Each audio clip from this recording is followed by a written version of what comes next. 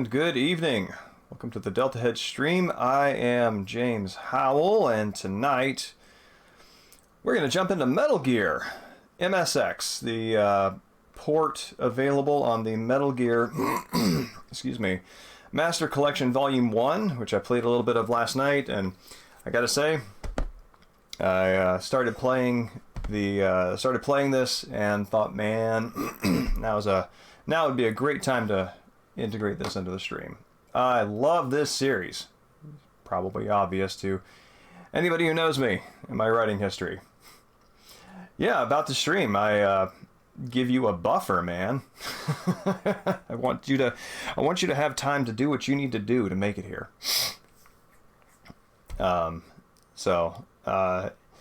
I used to post my announcements. I am Deltahead stream is live with such and such, and then I realized, I usually have a interruption or two between making an announcement and something actually happening, so I decided to change the verbiage there to about to. But yeah, so we're going to start a game file from scratch. Excuse me, pardon me, you're going to hear a lot of throat clearing and a lot of coughing, more than usual. Caught something I think is on its way out, but yeah, that's here. So for show and tell, let's see, what have I been doing? So I've spent time this week, I mentioned this during the last stream, one of the box corrals, that it is a sort of a snippet from some of his liturgical music, which is this right here. Nu komm der Heiden Heiland, which is German for "Now come, Savior of the Heathens," and so this is this actually looks a little more complex than it turned out to be, because what this is 4 distinct voices. It's a harmonic chorale, meaning there are 4 different voices, each voice potentially carrying a song in its own right, that all harmonize together and form a complete thing. So I broke it out. Sorry, that's why I had this up here. I broke it out, wrote it out.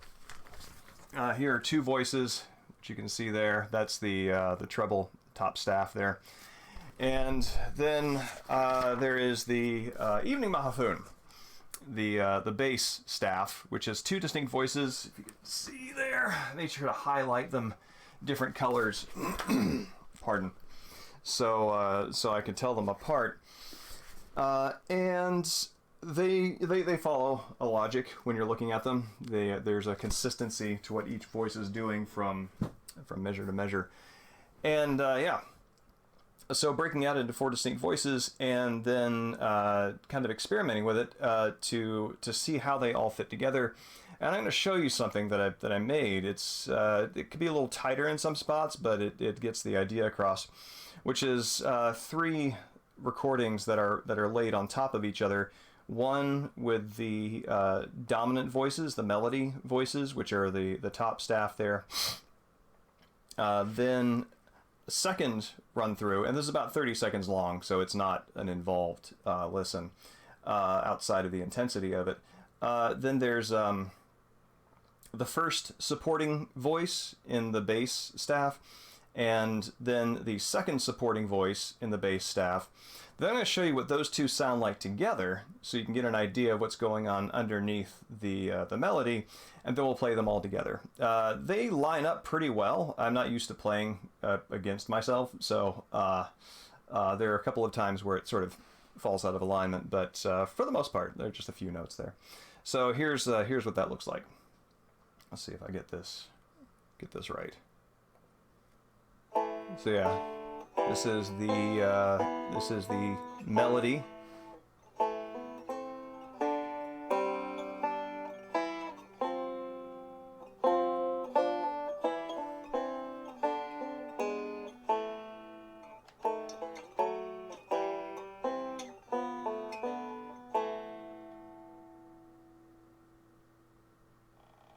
Now this is the first supporting voice.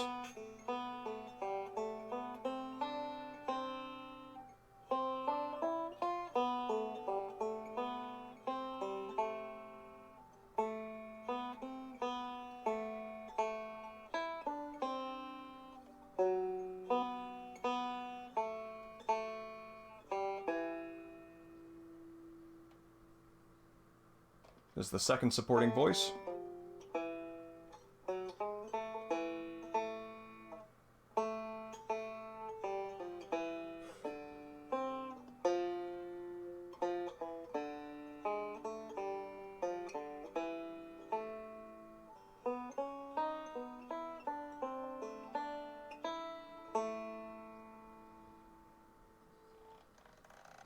Here are the supporting voices together.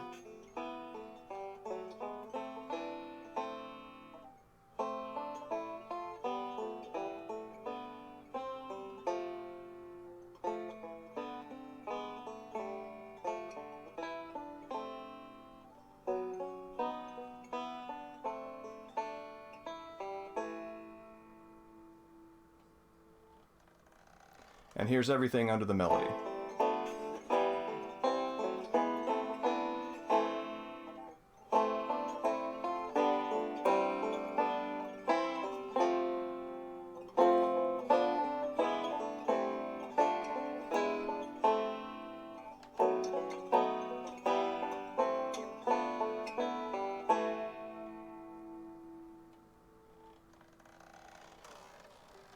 And you get to hear the simultaneous creaking of 3 of my banjo straps, which are it's a nice leather one that I picked up to brace my shoulder better. And so that is Evening Mexican Sting and Evening Dan, Evening Arc. That song is this, Nu kom der Heiden Highland, a piece of liturgical music. And so that's all 3 of those voices. The melody track there is actually 2 voices in one, but because it's a lot of pinching, it's easy enough to do on the banjo just on its own. So yeah, so takeaways from that, counterpoint is exquisite. There's, the idea of having an interval between notes, always present, always harmonizing, and always talking to each other, sort of in the cracks of each other's statements, is beautiful, both as an intellectual exercise, and then when you actually get to hear it and feel it, sort of in your bones, it's very powerful. I think there's nothing else like it. It's one of my favorite things. So now we're going to go to another one of my favorite things, which is Snake. They're pretty easy. So when I say pretty easy, I mean easy enough to get into, I think. I've been doing this for a couple of years, and it's been off and on as schedule allows.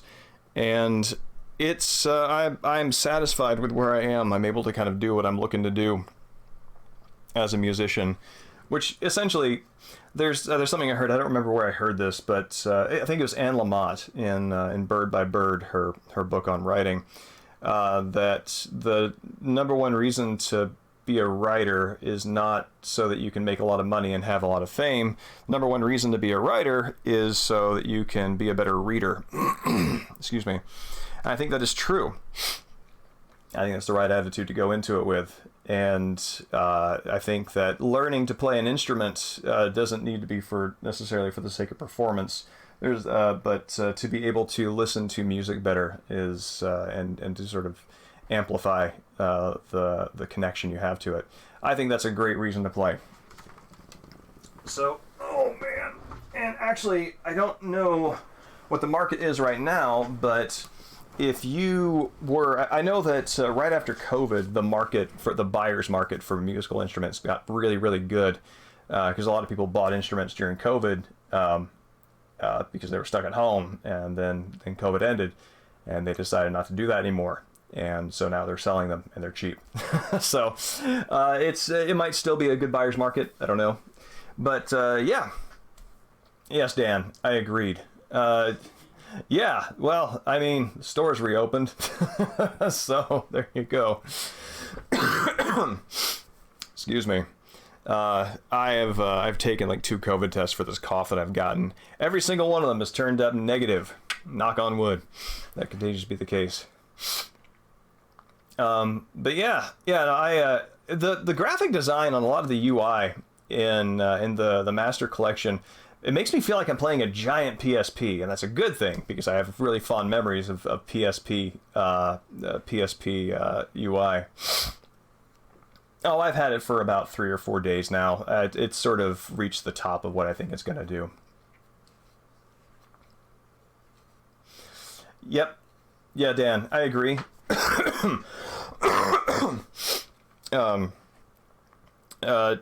I think it is a mistake to think that you need to be that the reason for learning something is to be able to do it in a sort of public capacity.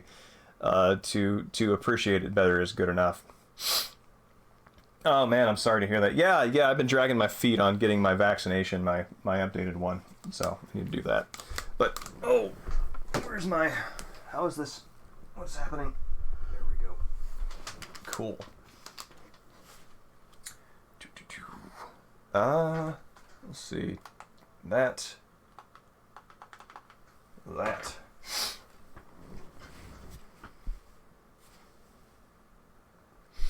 Yeah, it is. I think, do they give you the? I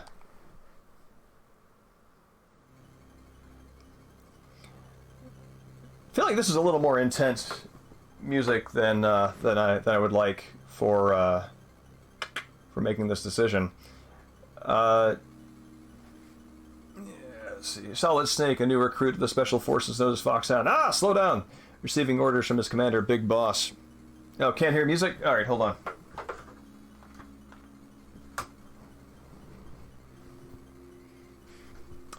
Where did my mouse go? There it is.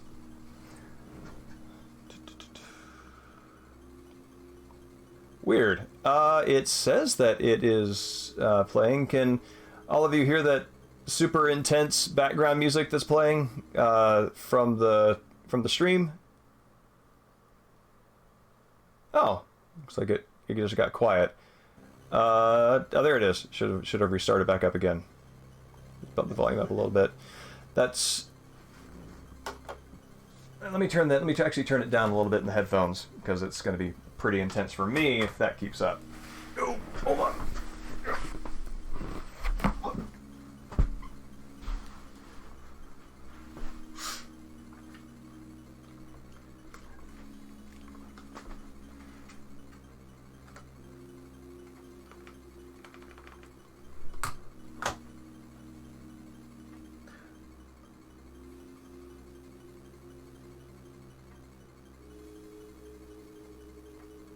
There we go.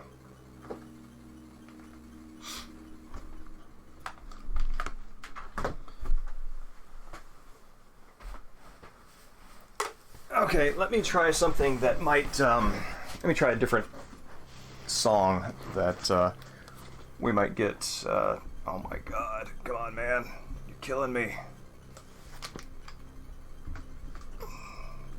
Cables and cables and wires and wires. Ugh.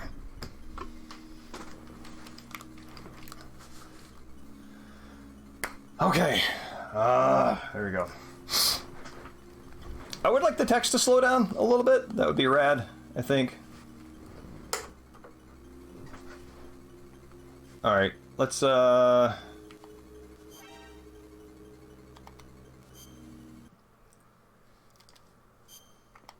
see, how can you hear this?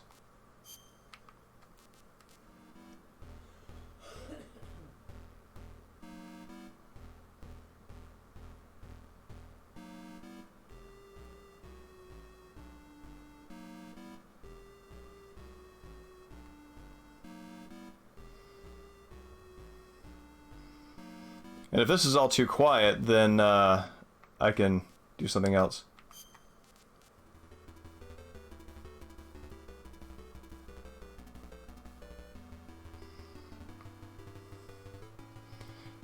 So you should be hearing alert chase music from Metal Gear 1. How's the volume level on that? Alright, let me bump it up then. Yeah, for the MSX game, I don't think there's going to be, how's that? How's that working out for you?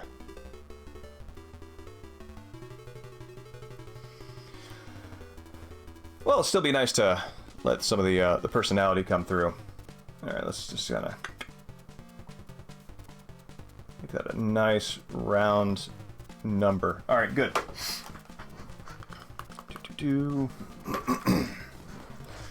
Yeah, so something that oh, I didn't mean to. Let me turn it back off. I would like it if they had. I like having these songs sort of on command. Zanzibar Breeze, I think, is the only one that's particularly conducive to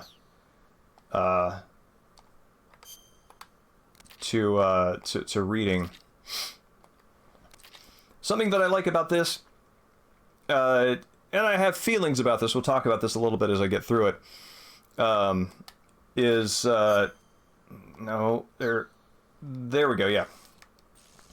So it includes this note that the big boss in this game is in fact Venom from the Phantom Pain, and I think that's good. That's something that a lot of longtime series fans sort of figured out when they saw that it was Operation Intrude 313 on the MSX tape. Excuse me. Though, I guess it's they did warn that there are spoilers. This basically spoils the end of MGS 5, but they warned you at the gate.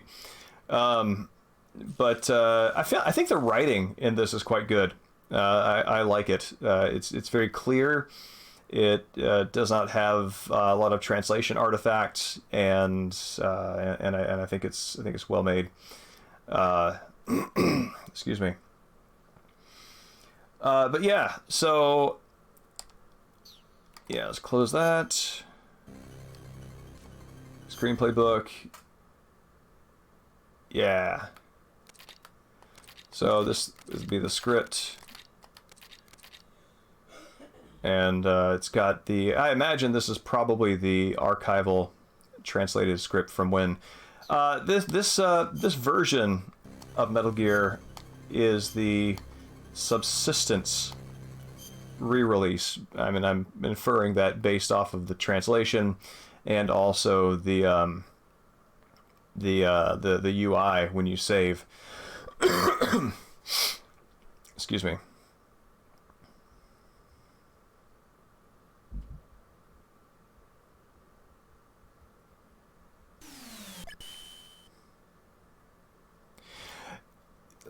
How do you mean, Mahfoon?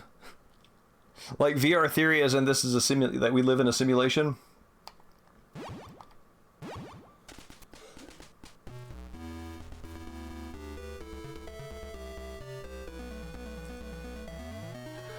I love that little peak he's got out of the water.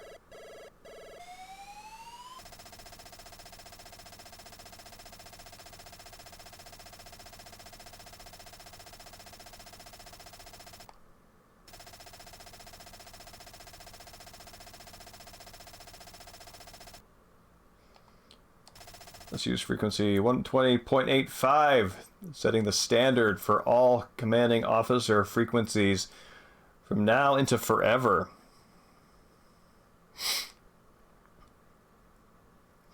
Oh, I see. Gotcha. Yeah, I was an early proponent of something like that with Metal Gear Solid 3, especially given the ending, which is probably more of a gag than anything else. But if you include it, it's not clearly a gag, then it's fair game. Where Campbell yells at you for altering history if you shoot Ocelot. No, this is the original illustration. Oops. And I actually like this illustration quite a lot. I like how uncertain Snake appears here. Snake's confidence in the rest of the series is well earned, but seeing him actually look a bit like a rookie is it's a nice characterizing moment.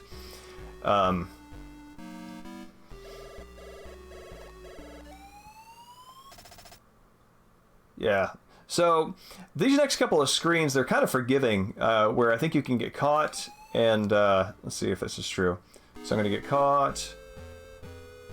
Hello. Please don't kill me. Yeah.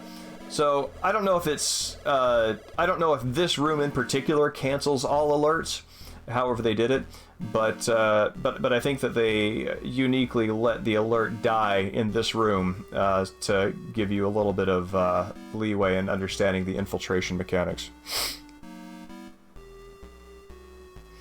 Yeah, with 2, they really got the... It sort of fits the Shinkawa vibe much more. It's more reminiscent of Ghost Babel's illustrations, I think.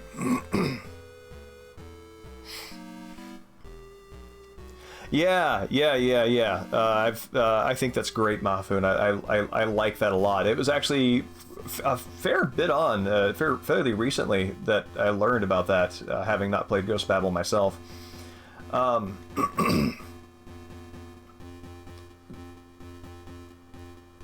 See. Oh, I don't have a key card. Oh, the original 2 artwork. Yeah, with the sort of puffy Mel Gibson and Sean Connery as Big Boss.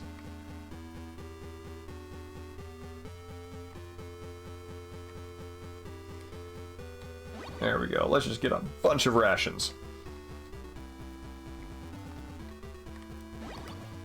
Just in case things go south. Something I keep thinking about with replaying this through. So this would be the first time that I played this game since... oh yeah, the guards don't really have... they have pretty linear vision, so if I find my expectations stymied a little bit because I keep expecting them to have, you know, that cone of vision like they do even as recently as MGS, as MG2. Oh, is the stream choppy? Oh, for crying out loud. Hold on.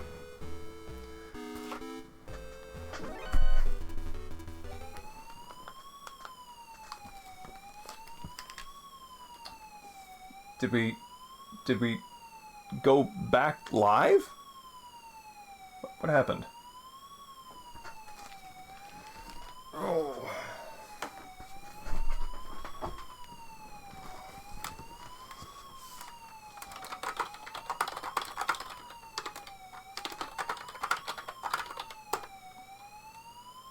Okay.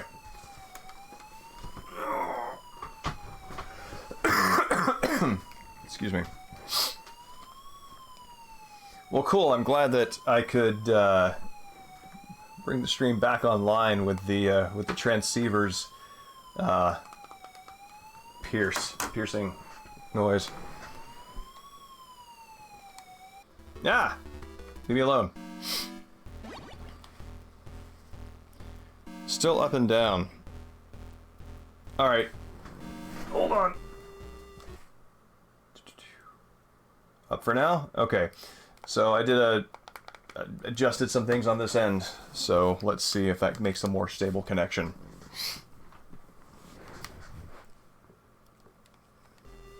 Yeah, we'll play a little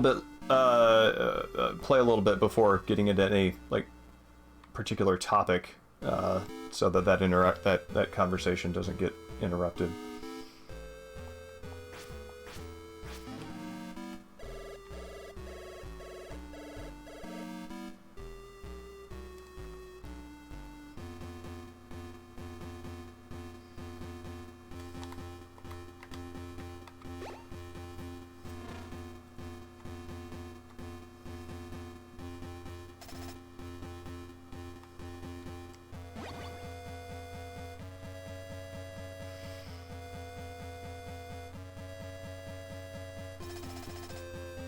Alright, so that's probably enough time for it to break and then come back. How's the connection? How's the stream looking for you?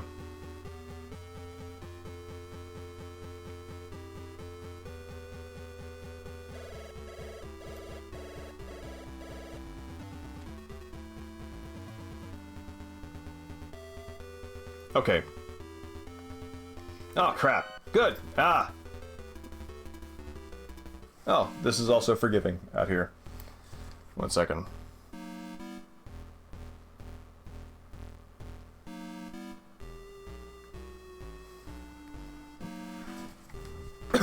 Pardon me. Do. Yeah, so I don't want to go in there just yet. I think I have some more stuff to get around here. Like a gun! Ah!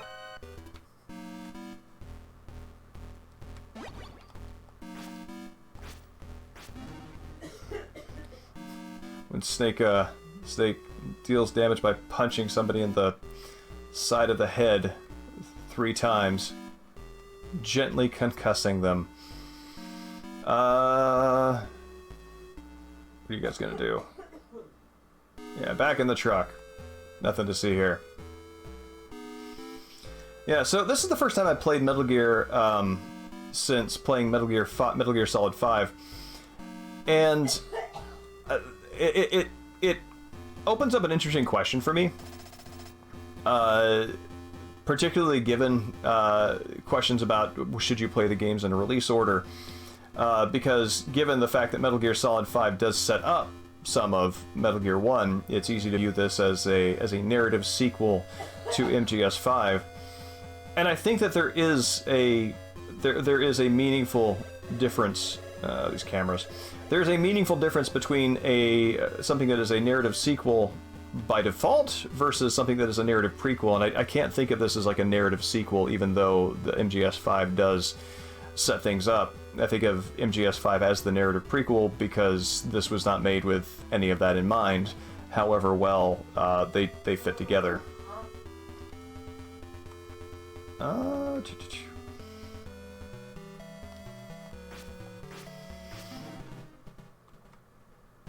I feel like this is the beginning of the mythos, this is the beginning of the lore, but I kind of feel like having this game be about anything other than Snake's, sort of like Snake discovering the patterns and relationships that will determine the rest of his career, sort of misses the point of what this game is doing. I believe this... Oh, no, Yeah, there we go. I believe you can shoot prisoners in this, and you will lose rank, which feels like a very Kojima thing to do, that you can absolutely tank your game with one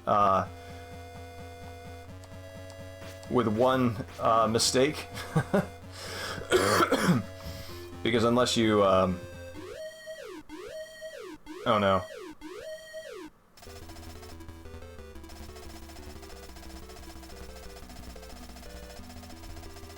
No, they just fall unconscious, and it's like portable ops, right? You just put them near a truck and they magically disappear.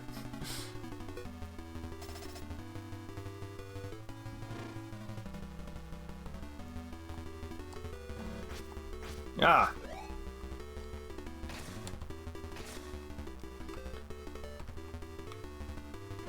Take my chances. Oh, wait. Okay, my alert doesn't go down in here. Shoot.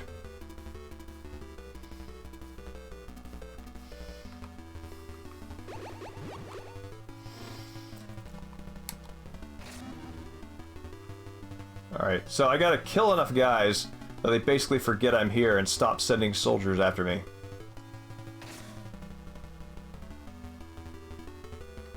Well, there we go.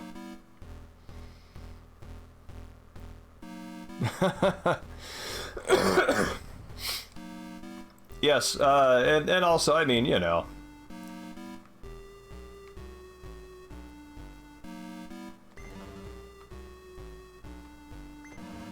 If Snake says it's a non-lethal takedown, I'm not going to be the one to gainsay him.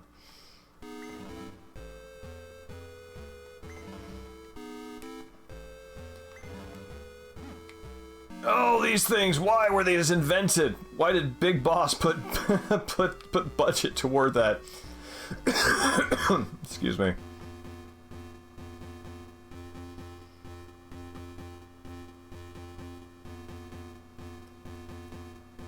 This feels like a good Metal Gear room. Like all these little spaces to hide behind. It definitely Breaks a little bit of the illusion that the guard can't see you. But what are you gonna do? Aha!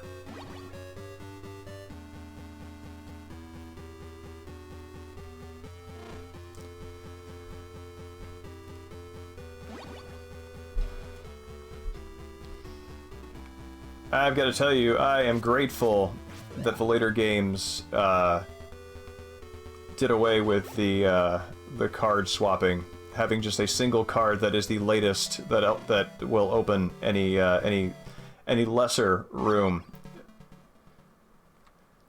Saves on something that I don't think really necessarily adds value to the game. I believe in an interview Kojima mentioned that the tension of Snake kind of like rifling through his cards while the steamroller is slowly approaching him is that actually is the desired tension for that moment. But I don't know, doesn't feel very fun. So I'm glad that they changed that with Metal Gear Solid.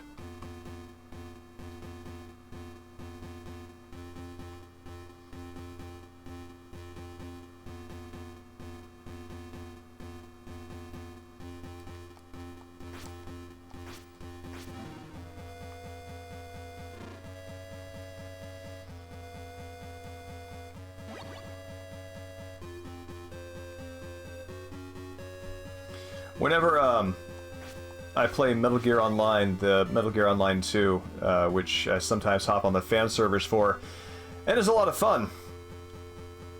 I'm consistently impressed by how many expert high-level players are deeply angered by auto-aim. Because I'm not a very good third-person shooter player in a multiplayer setting. I neither have those kinds of reflexes nor I'm interested in cultivating them at this point. So I mainly use auto aim and play, strategically. But you can choose your music, of course, and it has music that references across the whole history of the series. And whenever you play in sneaking mode, you play as Snake. Snake chooses the music, and the music that Snake chooses applies to everybody's game. And I always choose Metal Gear 1 music. Yeah, especially because it does, if Snake gets discovered, the game does go into an alert mode. And hearing the scrambling music of Metal Gear 1's chase music is a delight.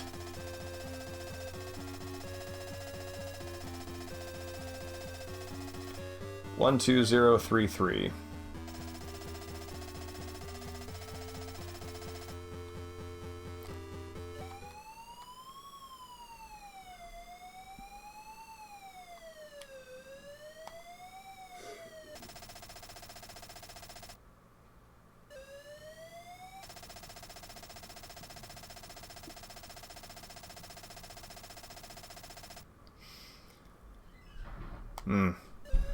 Yeah, so there are like three things that come to mind on that. One is, when they talk about the disclaimer about dated references, I think one of your first female NPC out shopping is a easy stereotyping joke that is probably one of those things that they mean. The other two things that come to mind is like, I guess Diane is part of the Resistance, and Steve, who's just around, can answer the secret resistance radio for her, and not in a way that conveys any sense of urgency or values the secrecy of the exchange, but just like, oh yeah, this is Steve. Diane, I don't know, she's died out or something. I'm not going to take a message, just call back later. And the other, from a gameplay point of view, which is like, I don't know why I've been given Diane's frequency and then get nothing when I try to call it.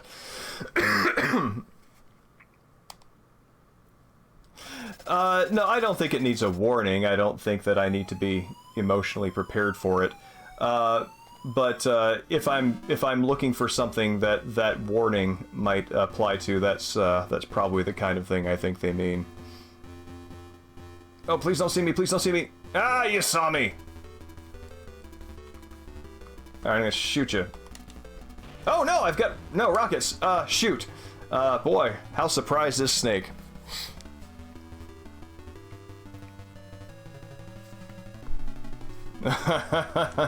Dirty Duck, yes. At the end of MGS 5. Yeah, no, I would really enjoy seeing the recruitment of this motley crew of Special Forces soldiers. Especially given, you know, after you know, Portable Ops had a pretty deep nickname system. So did Peace Walker and MGS 5. And so one must wonder what convinced Big Boss to change his conventions to, I don't know, we used to call people gazelles and geckos and stuff, but you have a gun, so we're gonna call you Shotgunner. It's just like super phoning it in at that point.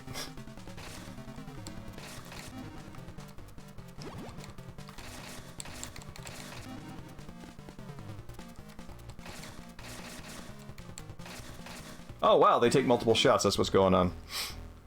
Machine Gun Kid, that's right. Alright, automatically applied accessory, I like it.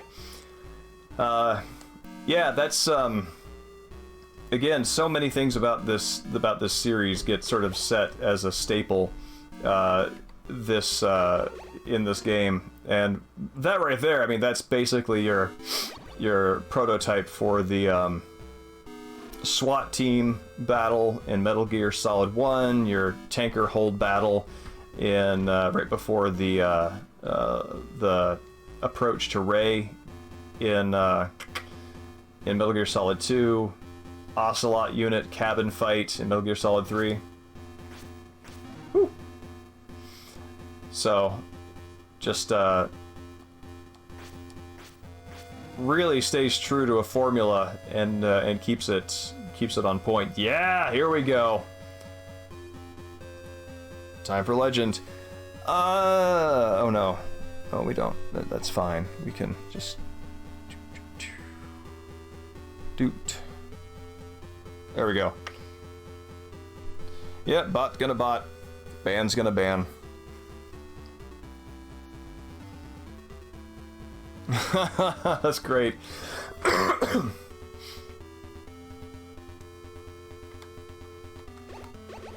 ha ha. Here, let's just in case things go south, let's just yeah, this is of course the Metal Gear Solid 3 save screen, so yeah, it looks like they just kept the subsistence, what is it? Persistence. Was it Subsistence? Was the name of the MGS3 re-release. Persistence was either the online disc, and Existence was another one. I don't remember which one it was. Anyway, this is clearly that that format with some changes like console storage.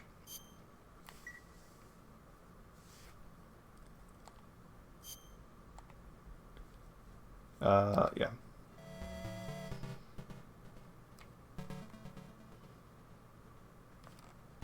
Snaking it up.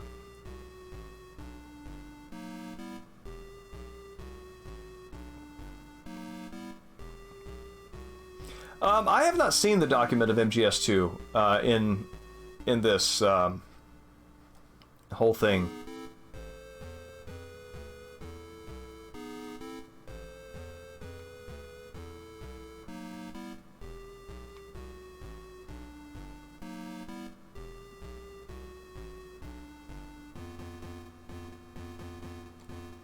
Ha ha ha.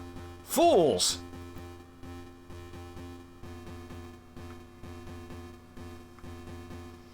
I don't think I need the bomb blast suit to get up there.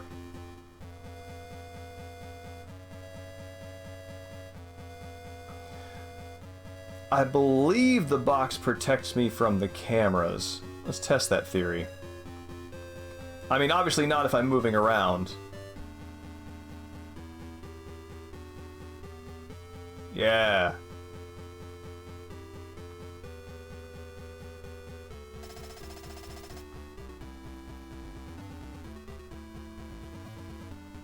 Oh, these are lasers. I think my cigarettes will do this. Yeah, there we go.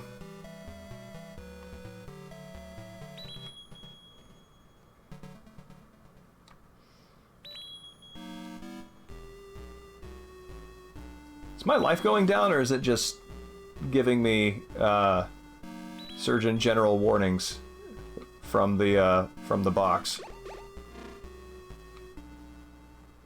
I don't think my life is going down when it does that, but I appreciate what they're trying to tell me.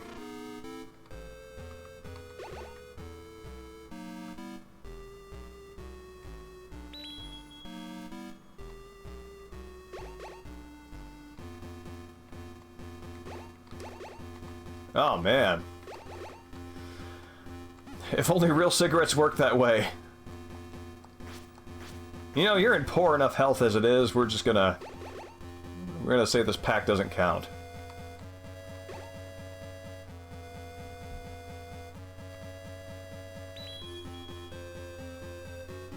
No, that is clearly not how real cigarettes work. Don't smoke.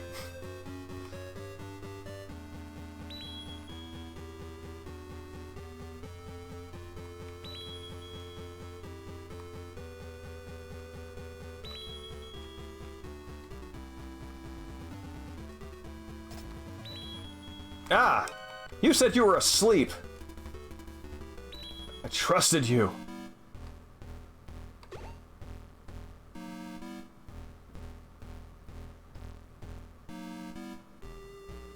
Yeah, it is. I wonder if they sampled that sound effect.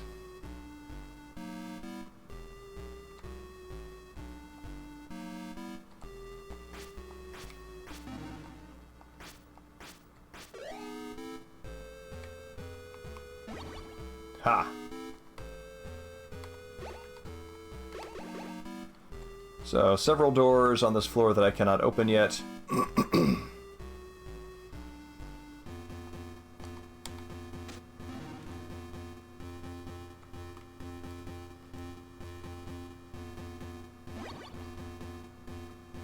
Okay. That's my max.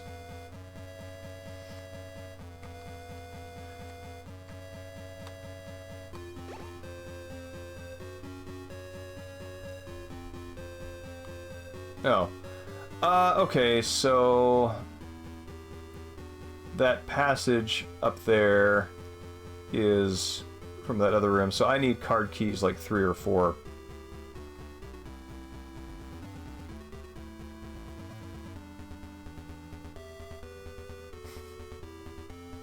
Nope. But they can spot you a mile away.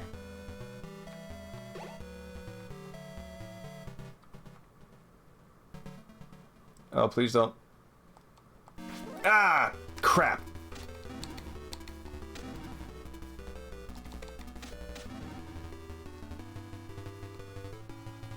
Time to take refuge in the elevator! Where nobody can follow you.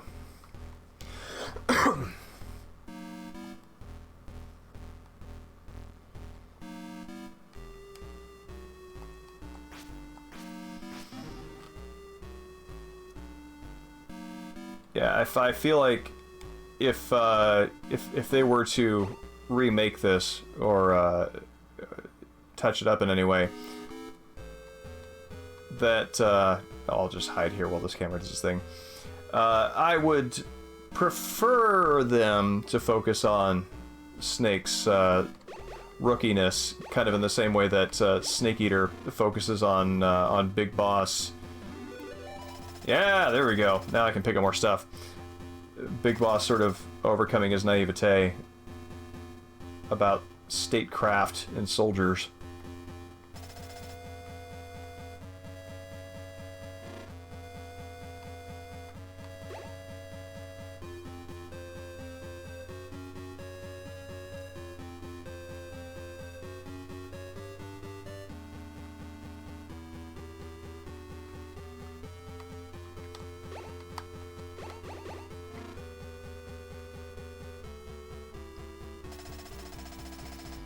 Yeah, I always found that very, I don't know how to put it, like always very energizing and very exciting as a kid. Because I'm pretty sure the NES Metal Gear does the same thing. Any kind of game that goes from like a top-down perspective and then shifts to 2D feels very exciting in a strange way. Maybe it's just the change itself.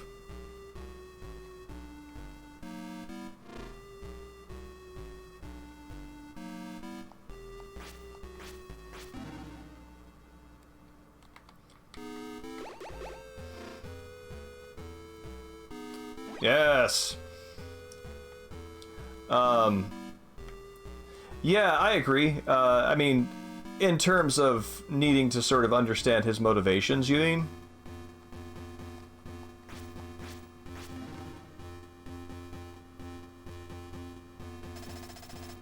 Oh, this is right near the first room that I used my card key on.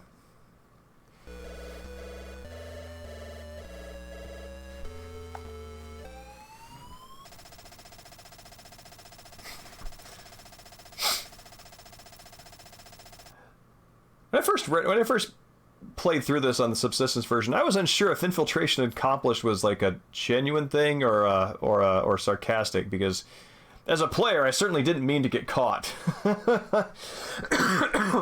Excuse me.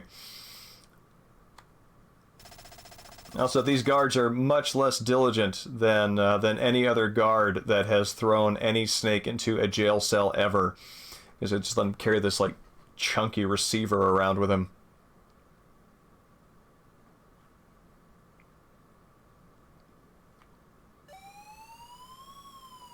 Let's see. Diane back. Nope. Alright.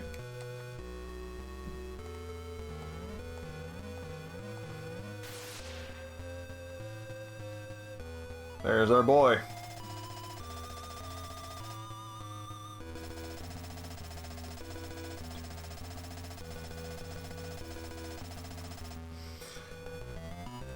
It's kind of an advantage that being localized as part of subsistence gives this version of the game the chance to really show how much it's part of the later game's DNA by echoing those phrases and ways of speaking that become so familiar as the series progresses.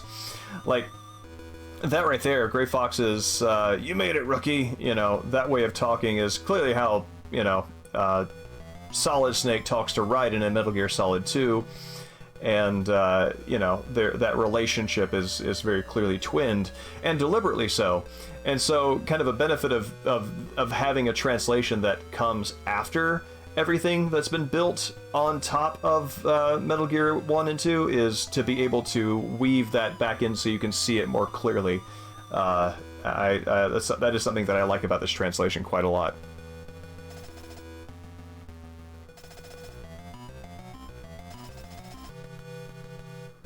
Dr. Madnar, the Metal Gear's random Hajil, which I think is the sort of counterpart to Gillian Seed and Snatcher.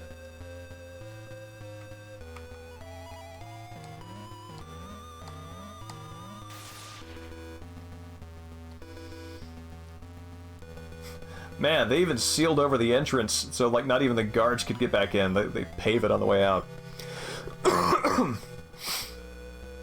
And yes, Dream Bomb, I agree. I think that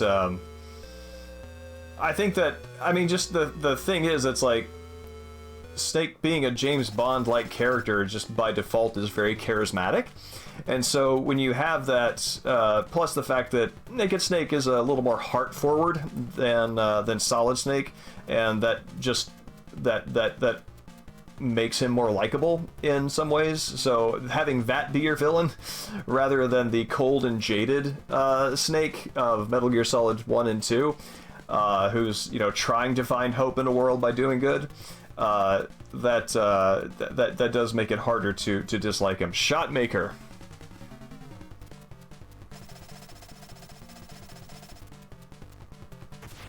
Ah, Shotmaker, stop.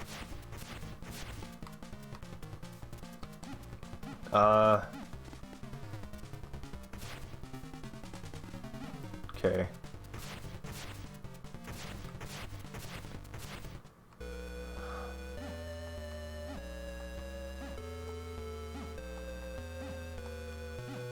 Is there another door that I'm forgetting?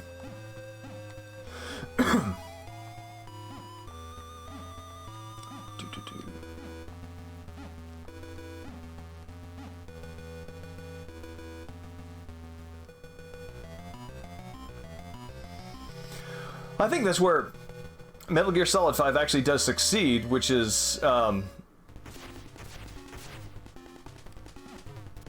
Big Boss does in fact double cross you, the player, not some hypothetical other. There we go. There's a bomb in here. There's a transmitter. Goodbye.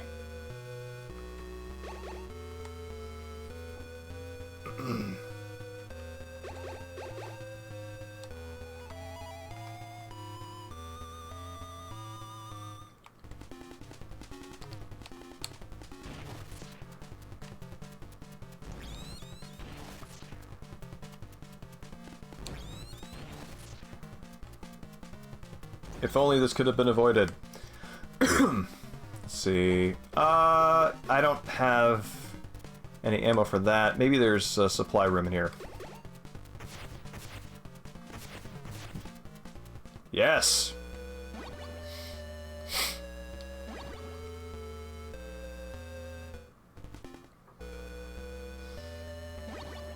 Yeah, I mean, the thing is, it's like... You had to just let... You had to make sure the player understood that Big Boss is not on their side. Big Boss is on Big Boss's side.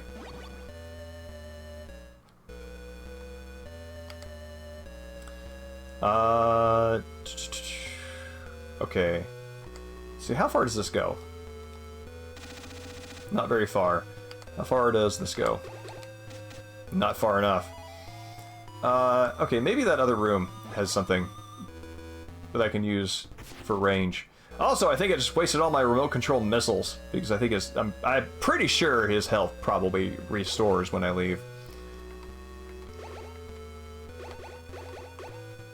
Oh man, I'm gonna have to backtrack here.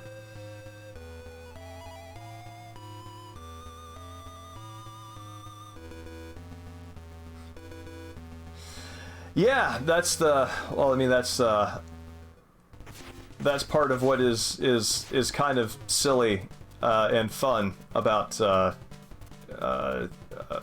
Metal Gear Solid 4, is it really does. Yeah, let's, in case this goes south, it does make villains out of some of the least visibly villainous characters.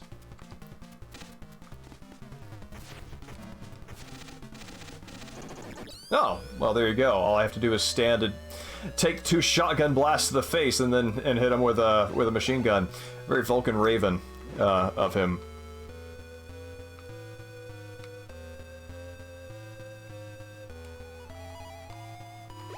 Yes, card 3. No, no, no, no, no, no, no! I don't want to shoot the dogs!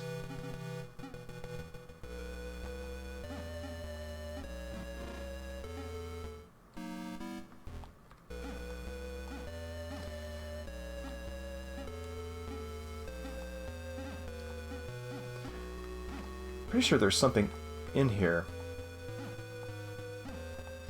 Yeah, there we go. There's that door. Yeah, Ark. I feel like the wall punching. I mean, they turned that into the C4 explosive. Oh, well, the dog just is running behind me. That's nifty. They turned that into the C4 explosive sequence in Metal Gear Solid 1.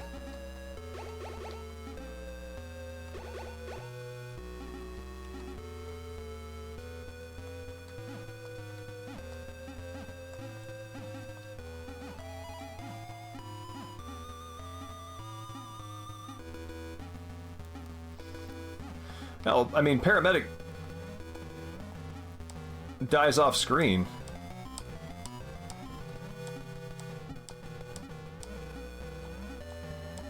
Oh, I think... Do I need to use a plastic explosive here?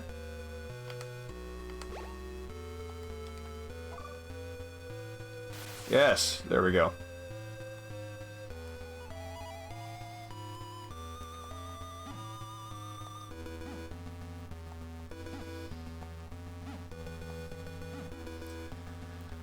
No dogs in the inner sanctum.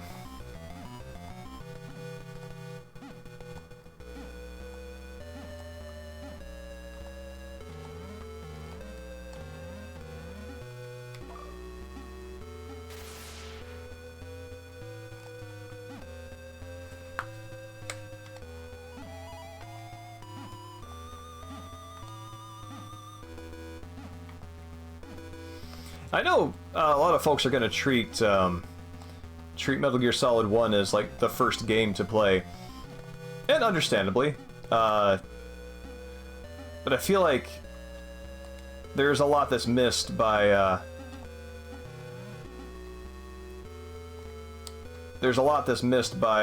not actually being on all the little missions, all the missions that take Solid Snake to. There we go, bomb blast suit, buddy. Which is what Fat Man wears, I believe, in MGS 2. What was I saying? Yeah, being on these adventures and sort of getting to feel in the way that video games allow you to the story of Solid Snake becoming the legend that Meryl just like jaw drops over when she starts working with him in MGS 1. I think you missed something from the experience. And it's funny, like the Metal Gear games, I mean, when you think about it, the Metal Gear games have always been made for people who love the Metal Gear games, and in a sense, as obscure as the MSX titles would have been to an international audience in 1997, when MGS 1 was released, that really would be, you know, Kojima and his team. So, in that sense, Kojima sort of, by making those early games for himself, as somebody who definitely understands all the references and the depth of the story, taking it that seriously, sort of lays the groundwork for the kind of commitment that that the later games show to their own canon.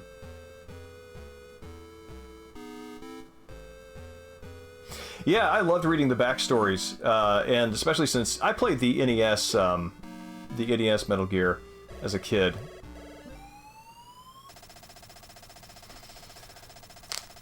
So, as thin on plot as the NES version was, I was just kind of thrilled to see what looked like a novelization of that experience. Independent from the FX9 novelization of Metal Gear, which had Snake as a Green Beret leading his team of the Snake Men. I still have that around here somewhere.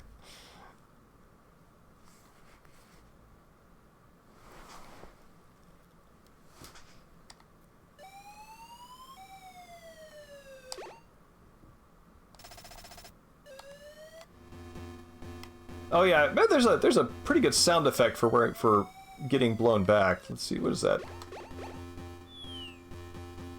Maybe I'm thinking of the NES one.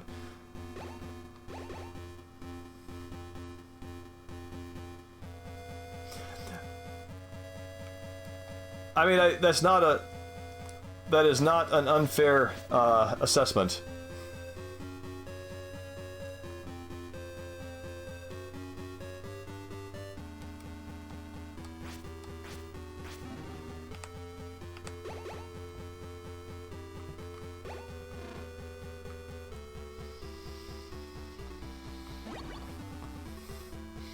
I think the bomb blast suit is only necessary for getting past just that one barrier. I think that for the rest of the level you can pretty much go around without it, which makes me think that, I don't know, it seems like Snake would be just getting like blown willy-nilly all around.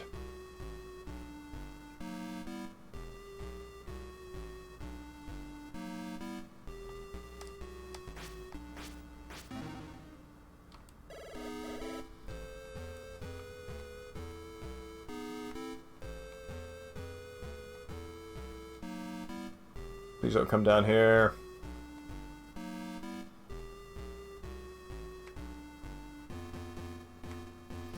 Oh, these bridges are heinous.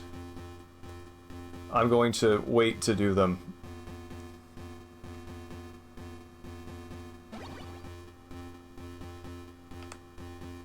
Alright.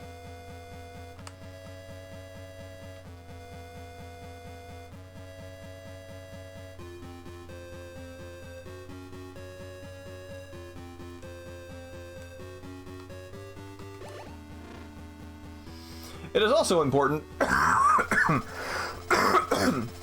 to play these first two games so that you, you know, understand the musical references of the VR missions in MGS 1 and 2.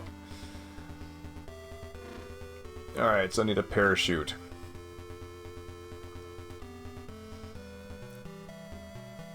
If I remember right, I parachute down into a yard full of dogs? Reminds me of this Far Side cartoon. I don't... Hold on a second. Oh boy, here we go. Let's just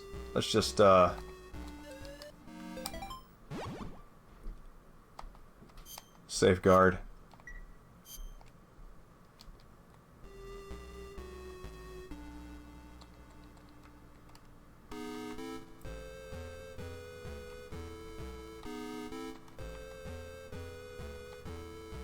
Whew.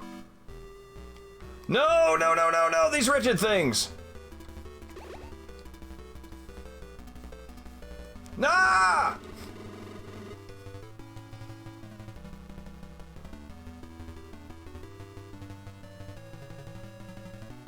Nah!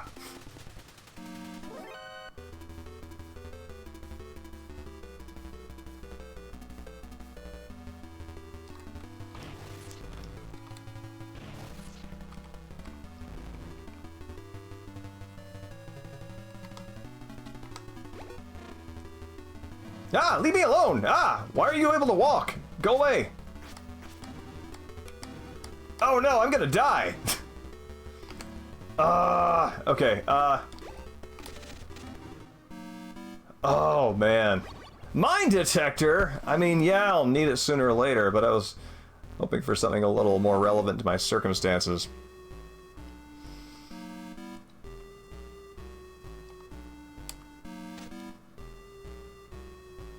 Oh, wow.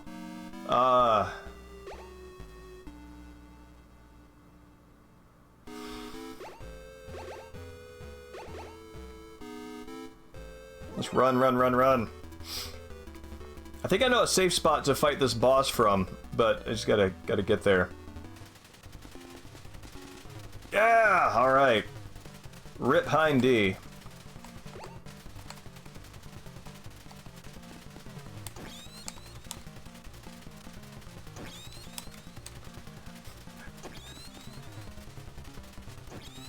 Classic air combat weakness. Not flying.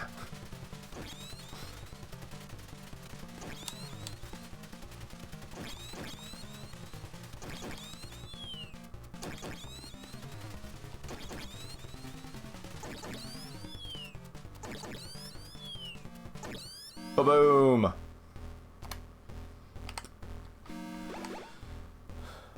I really need rations.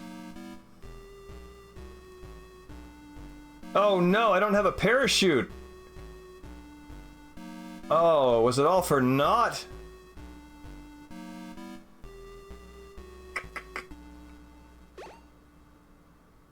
Yep, that was a bad idea. I mean, it's worth a shot, right? Oh wow, the elevator's your checkpoint, okay.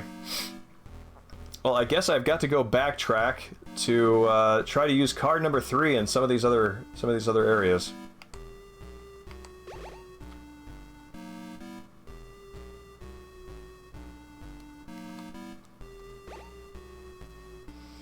I got so eager to use my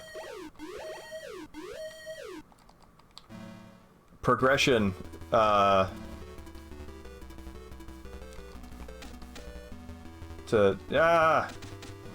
is this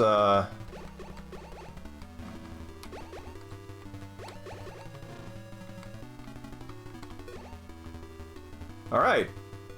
Safe. I'm a dead man.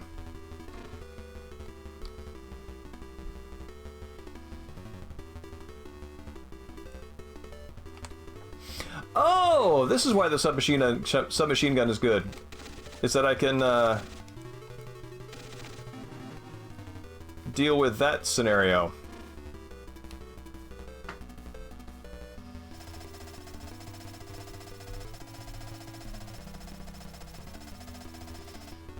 Okay, that's why I need to parachute down.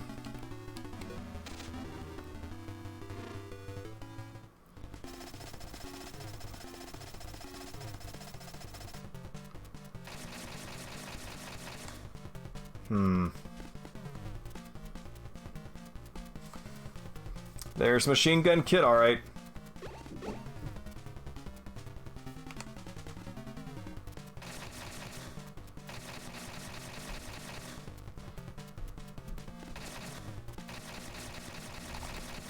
I'm gonna die.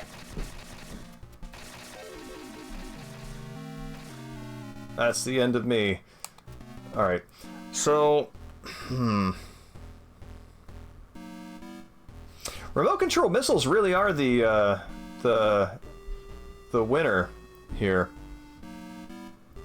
The winning weapon. So that's clearly a way forward. I'm going to go get some remote control missiles.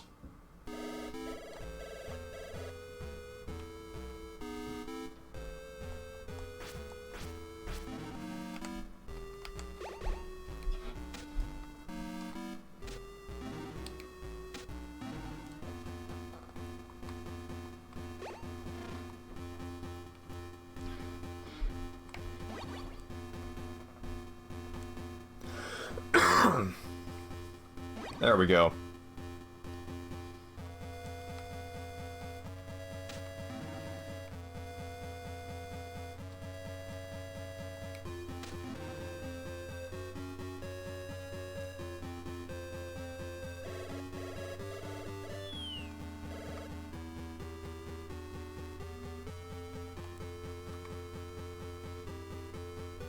Actually, I'm pretty sure remote control missiles are also the OP weapon against Big Boss.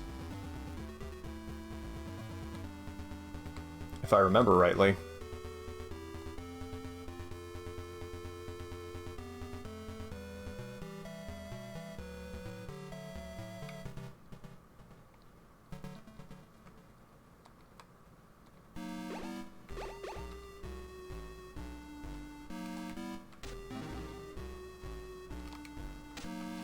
Ah!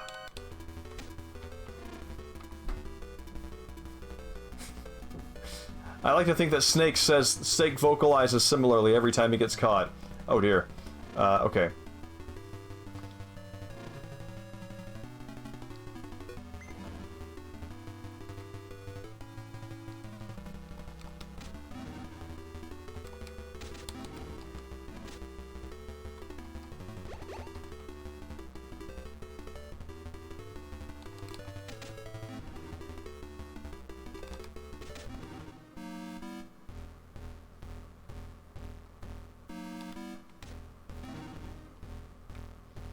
I've been here before? Potentially a very bad idea. Let's do it. Alright! It turned out better than I expected it might.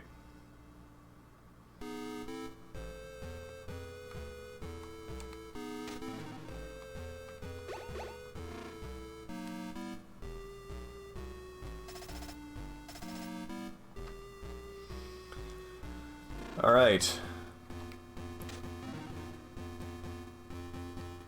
Hearing a lot. Oh no, I didn't have rations equipped. Oh shoot. Okay.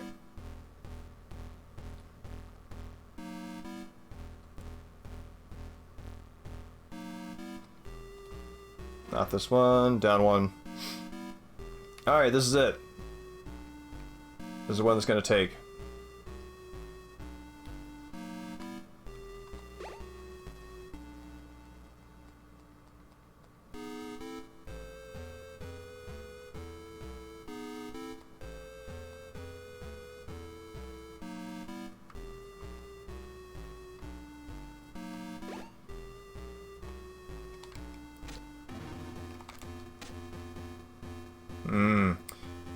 seem to recall this was the problem last time.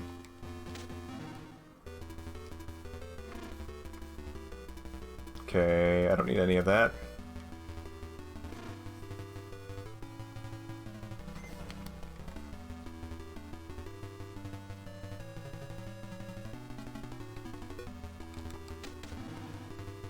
Come on up. Next.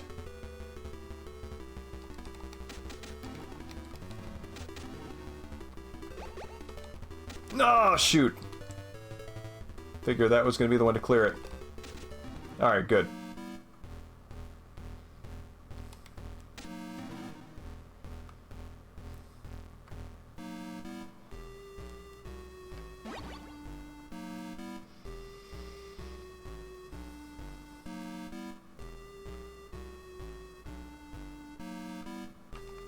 Ah!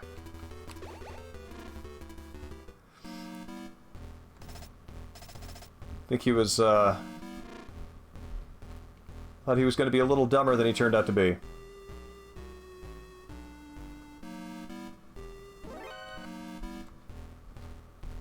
Alright, not going to make the same mistake again.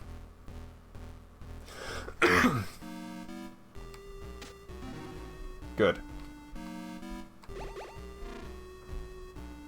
Yeah, infrared glasses. Goggles.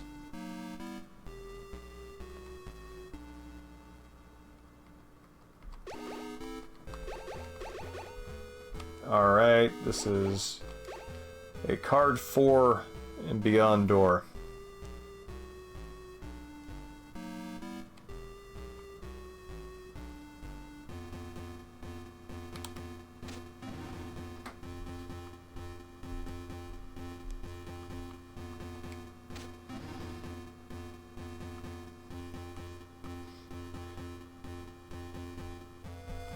Just watch one of his comrades get shot in front of him, but...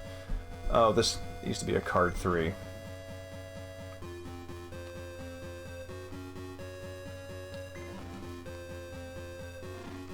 Whew!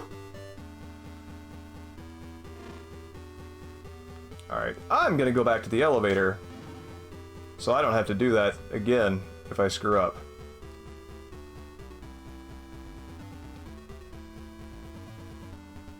Nope. There we go.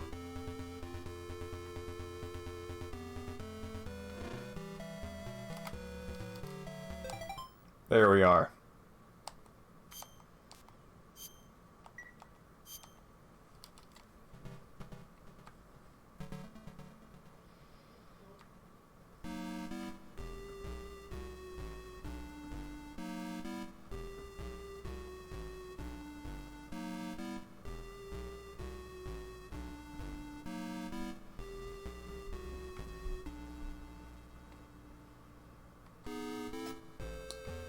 Oh, you say you're sleepy.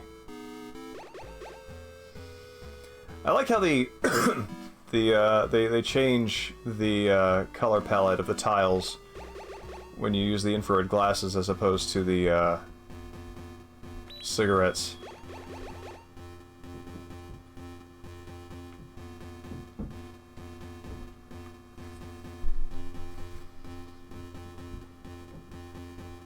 Let's see, what was this? Is this card 1 door? Yeah. Okay, that was probably an old prisoner.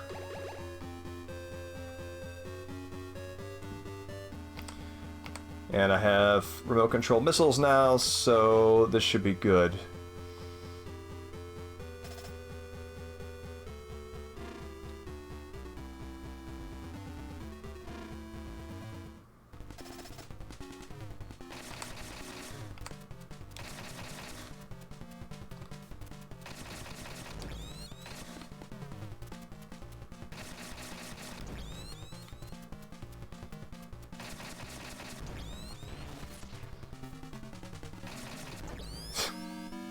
Snake foresees exactly how he's going to be taking care of Big Boss.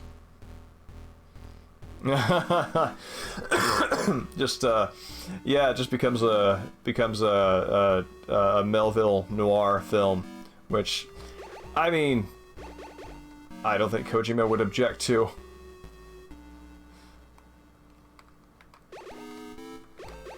Alright. Yes, there it is. Now we can rescue Dr. Madnar.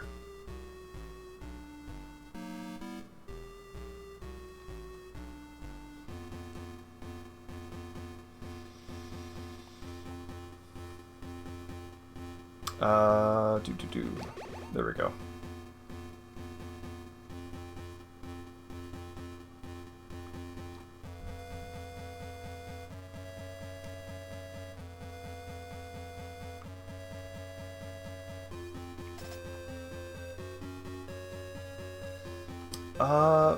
What is over there? I feel like...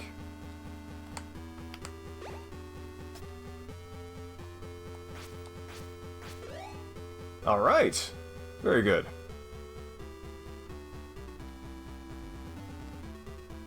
Did I already did this, didn't I? My brain is forgetting... Yes, that's right, okay. Because this is the same route as the top path.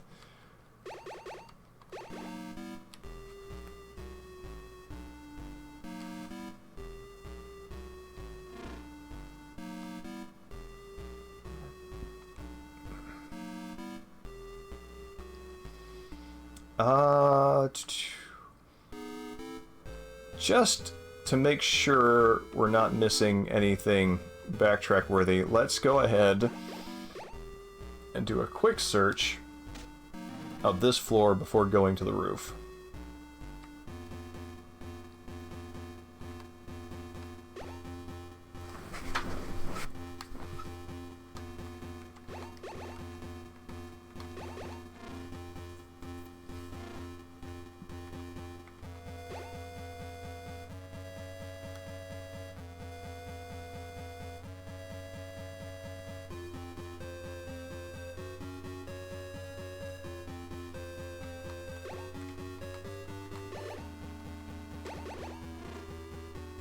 Okay, that's clear.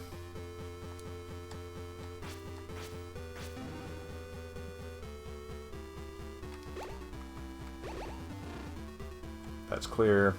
Oh, right, this is where I got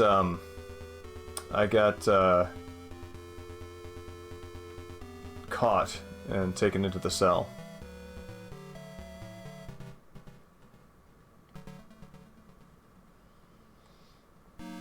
Yeah, okay. So nothing else back here. Okay. Cool.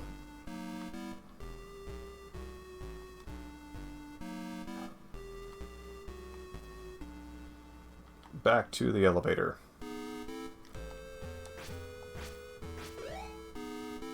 Ah, shoot.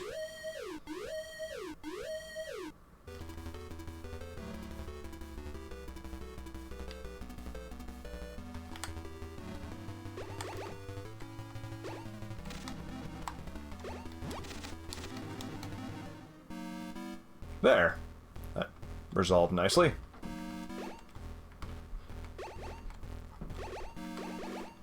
Okay, that's a card 4 and above. Card 4 and above, okay.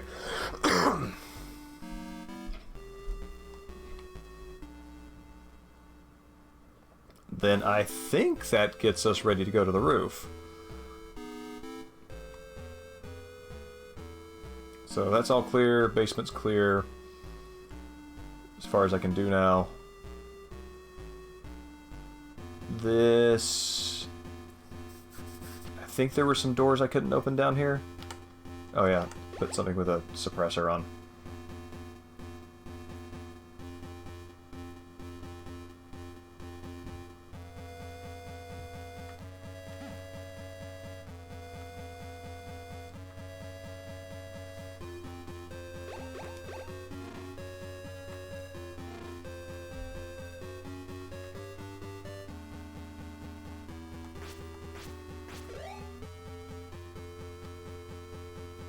Ah! You know what? I'm just gonna go to the roof.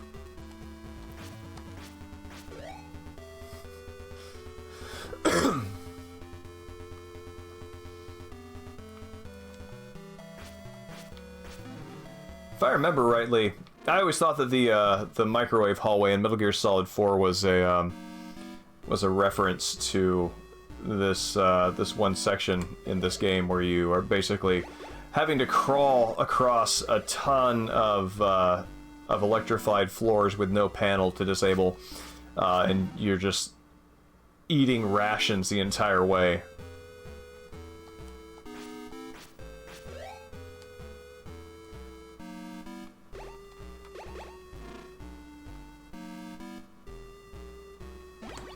Okay, that's fully stocked.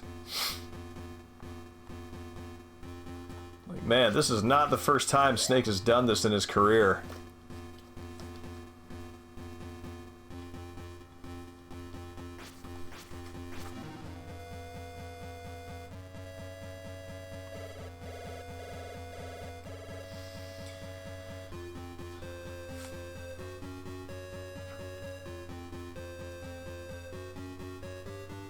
Okay. Yeah, kind of on the same note as sort of not really succeeding in making Big Boss feel like a villain. I also feel like there was the sort of the vision for taking Snake and Otacon into custody at the end of MGS 4 for their crimes against crimes against humanity because of their participation in things Metal Gear. That always felt like a difficult... Alright! Oh, now I can get more missiles now that I'm class 3 stars.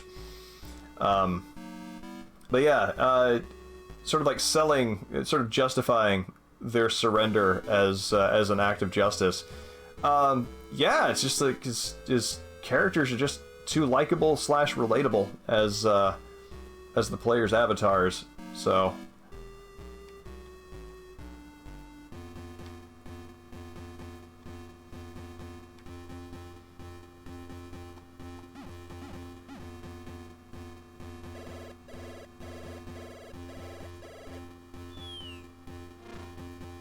Alright, there's our checkpoint.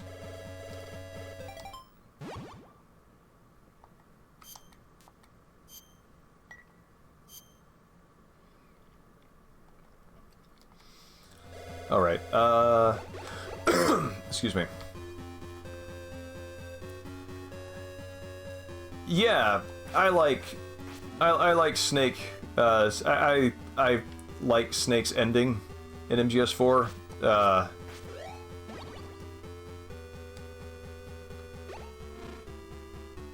Going off into the sunset and finally living, and just actually basically going out of life, living the way that he was at the start of MGS 1, which is in complete isolation, which is what he wanted in the first place.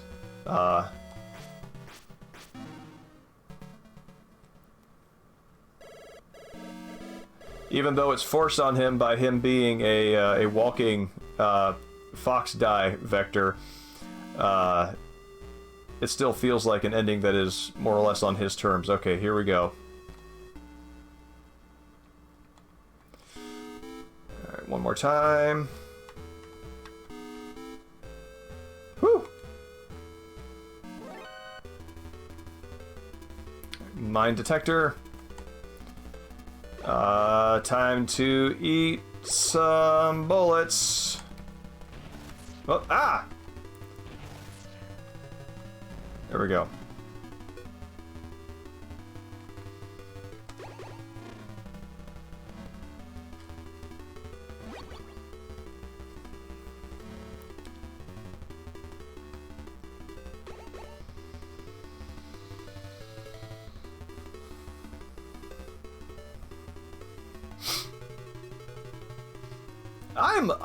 I am a fan of dark endings if I feel they are sort of sufficiently earned. I don't know what it would take to make me feel like a dark ending like that for Metal Gear. For Snake's life in Metal Gear would have been earned. Basically, I think it would entail like just having some... Basically, there would have to have been some moral compromise on Snake's part that, that like there is a big boss in sort of agreeing to sort of become a international power, that would make that fate at least feel just. I myself am not a fan of stories that don't... You know, it doesn't have to end right with justice, right? Having a happy ending isn't the right thing, but an ending with balance, I think, is what I'm talking about.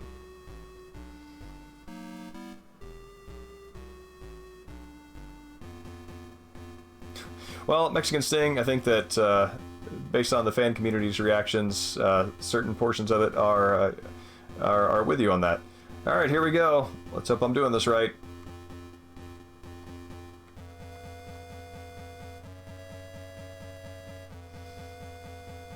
I like MGS4's story myself. As I wrote in Monstrous Births, I think it does something very interesting. Oh, please. Ah! None of the cards work, it's just dogs.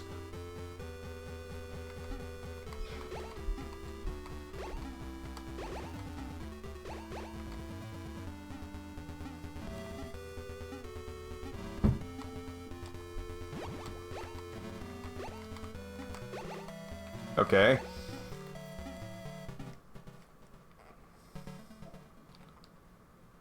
Wait, are there mines around here? There are mines around here.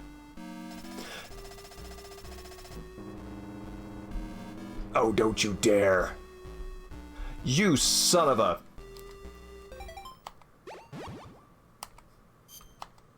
No, sir.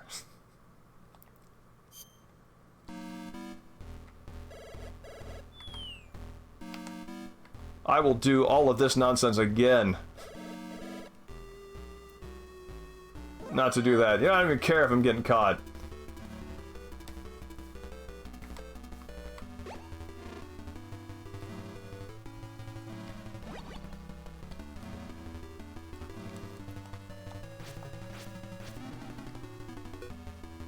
Just gonna be running around with hands full of calorie mate stuffing my face.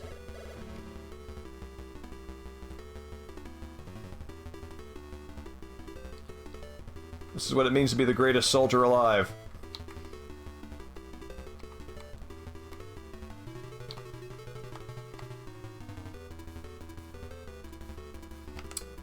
Doot.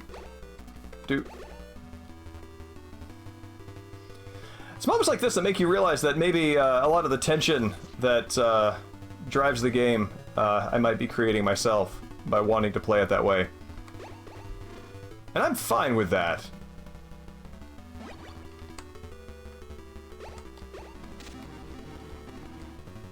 Oh no, I didn't ration up.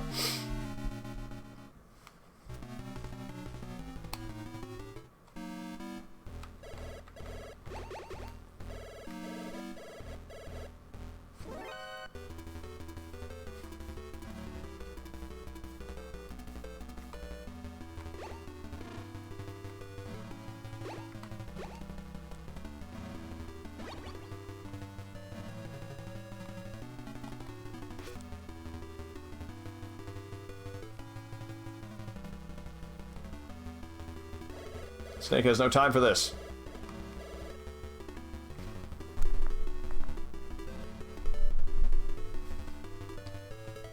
All right.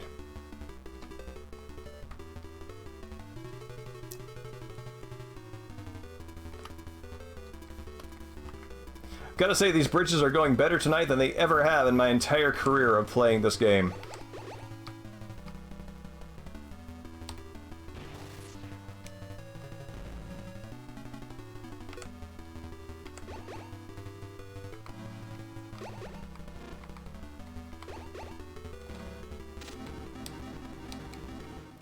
There we go.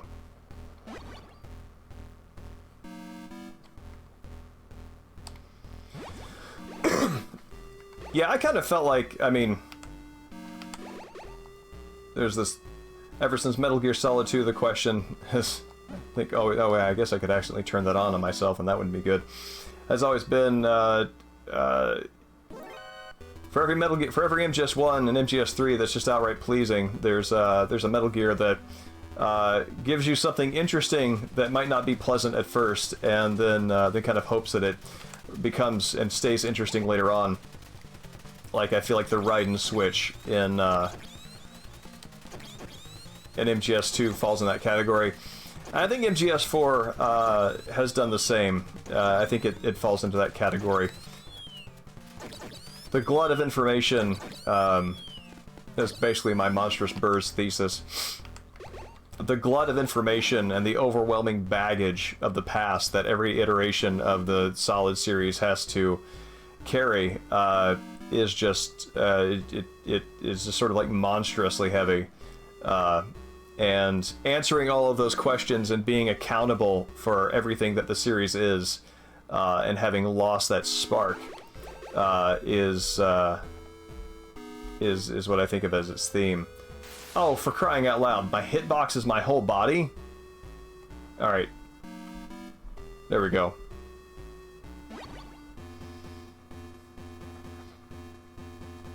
I went back and looked at it recently, and always, you know, you're always kind of afraid that you might find your old writing unsatisfactory, or discover something that was really powerful to you at the time is in fact juvenilia. No, I'm pleased with it. I think it holds up.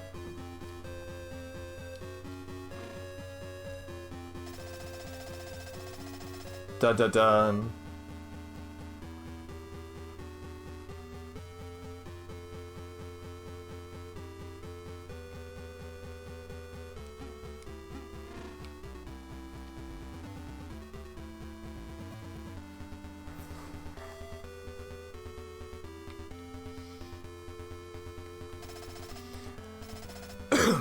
Building 2. I think that as I go through these games, kind of playing through the Master Collection. Alright, here we are. Back here. Back at our very first building. I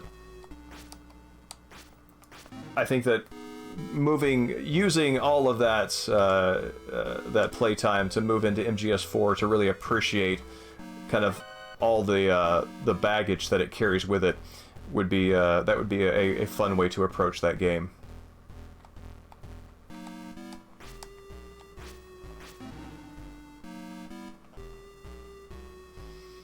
Pretty sure there are rations over here that I really want to get. Yeah, let's stock up. Yeah, it's why I really enjoy Metal Gear Online 2, and a lot of folks really enjoy playing the Headshots game in that one, which is always very strange to me. I don't know if MGO2 is the best Headshots multiplayer online game. I feel like its strengths lie in the diverse ways that you can approach the game. And so, I am usually pleased when I can play in the lower level lobbies, because people who are new to the game are still experimenting and discovering. They're basically discovering things that the people who understand the meta of the game no longer spend time with, which is, you know, what is up here? Oh, that's right. Which are the alternate strategies and the trap-based stuff. Using camouflage and ambushing and auto-aim and that sort of thing. So I actually find that can be quite a bit more fun.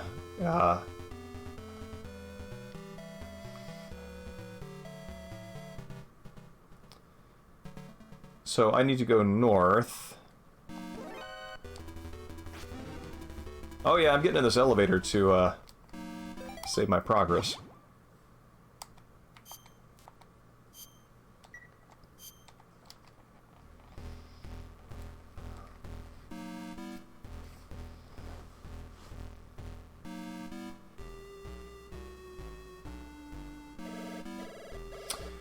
Okay, no to that.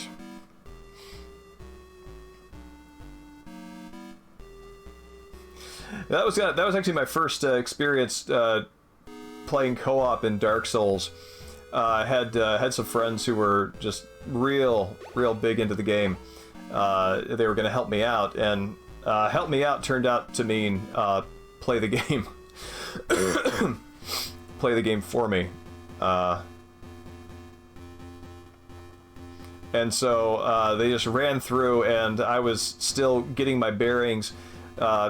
Discovering it's not it's a sort of an incompatible experience to be exploring the game with the wide-eyed wonder with other players who are super familiar with the territory, so they're just going ahead, and I'm walking through the bodies of all the monsters they've killed, and just every so often getting an infusion of souls. So I think that we got everything out of here. Nothing left to get there. I think there was some stuff here on the bottom floor.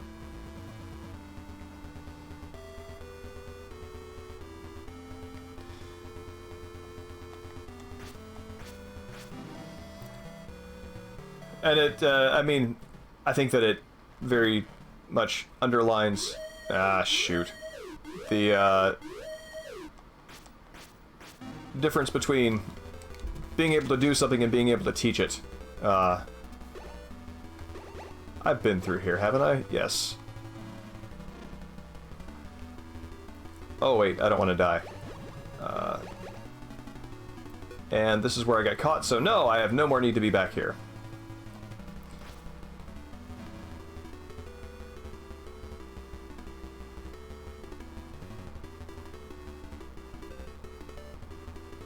Alright.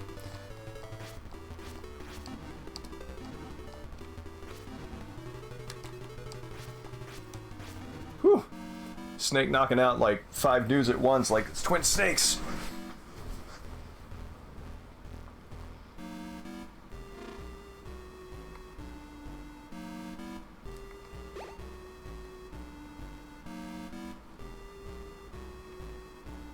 Is this one of those scenarios where the truck moves and takes me back to the start if I choose the wrong one? I think it might be.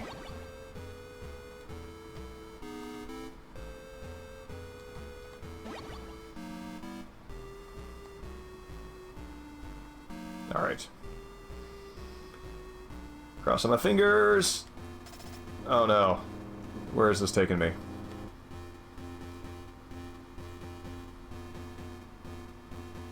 This isn't that bad.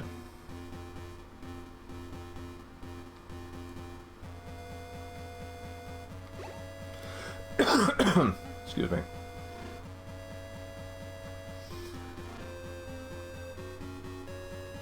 That's also, like, being aware of that also kind of informs my approach to how I choose to stream this series. As somebody who's extremely familiar with the series, I don't want to just blow past somebody who might be new to it.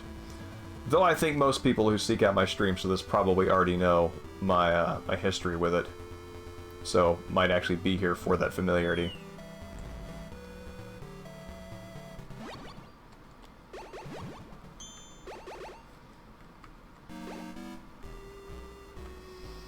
Yeah, it's an obscure little it's an obscure gem out there. Let's see. Hold on one second.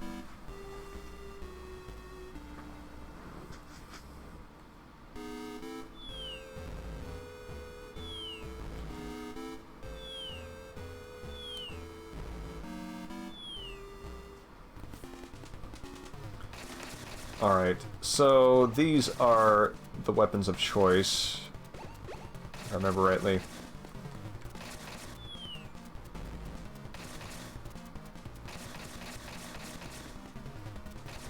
Forward.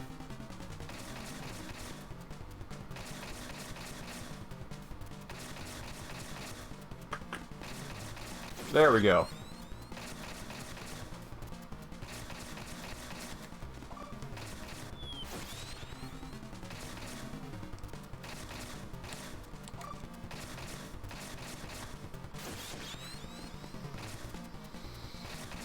I'm not aware of any strategies for bosses in this game that involve not getting hit outside of the rocket launchers.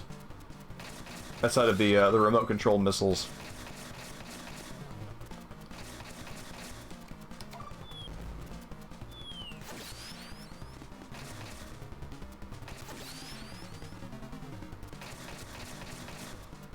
Nope.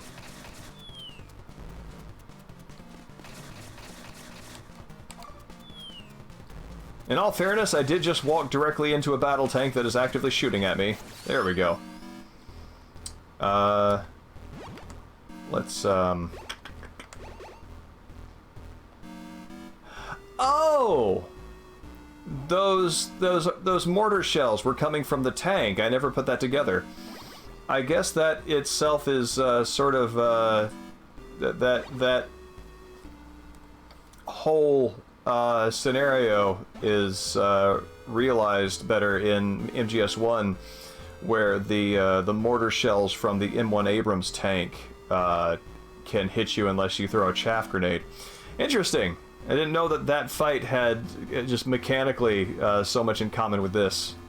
Never thought about that until now.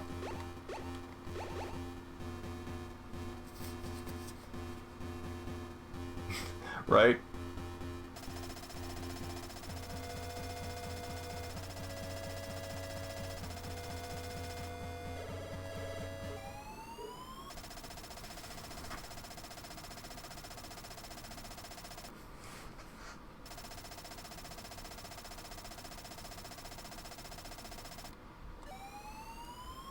Okay.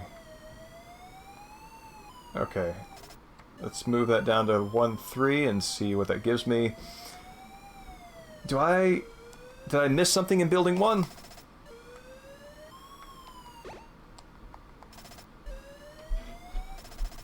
There we go.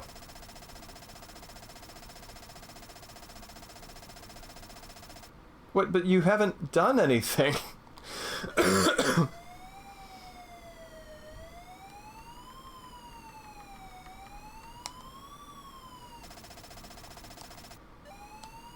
Okay, so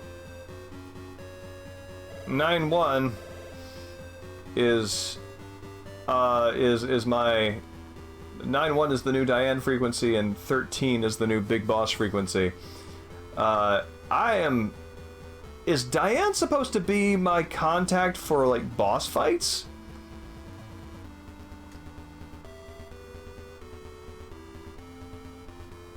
Is that why it hasn't given me anything?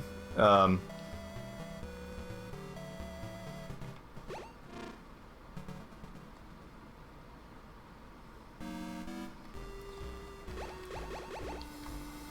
let's see. Right, no, right. BDU's got to be somewhere around here.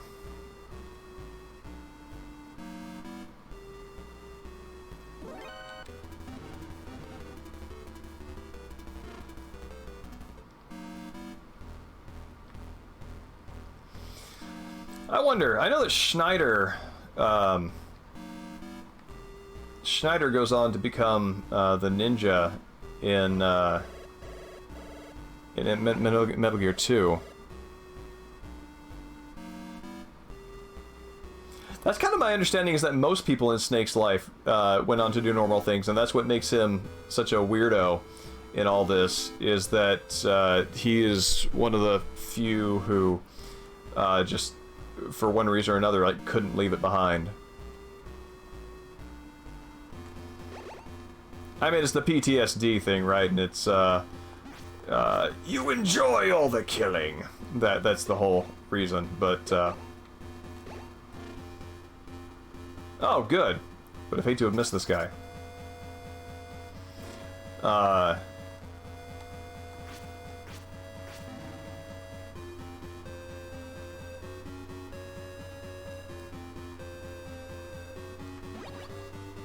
Yeah, Snake's just got that genetically predetermined bloodlust.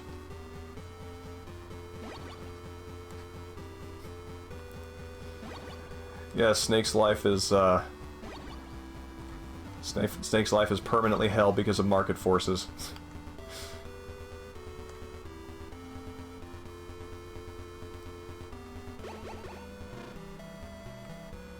Okay, this was my first prisoner. Doesn't it?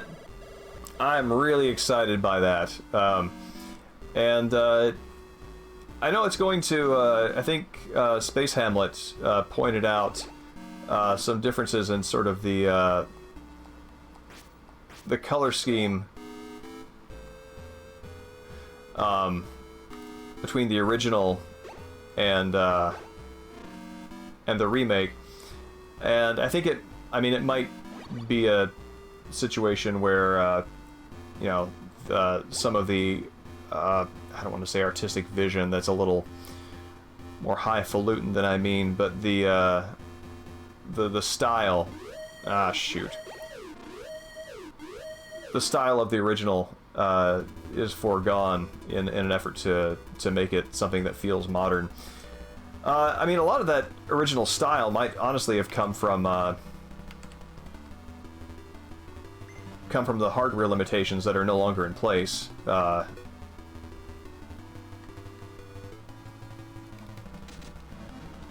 don't know. Let's see.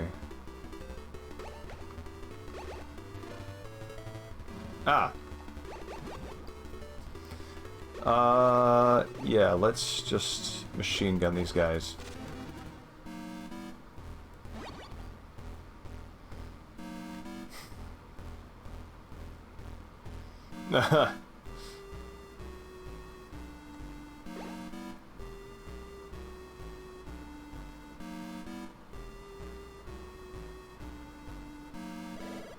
Okay, so this was a worthwhile excursion. I did loop back around and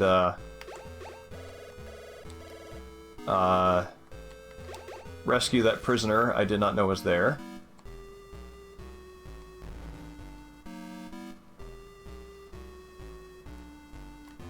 So let's go to an elevator, save that status, and check another floor for some BDUs.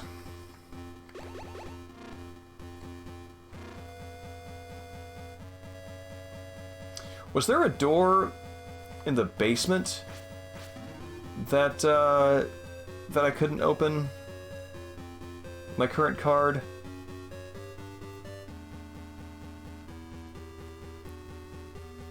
Man. Yeah, that's the tricky thing about this game, is trying to remember that one room that you need to backtrack to.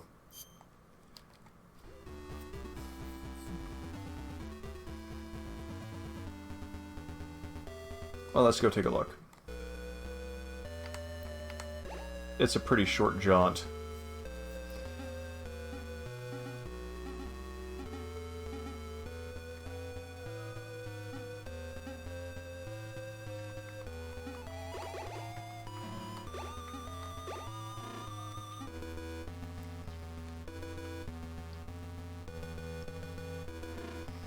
Okay, nothing there.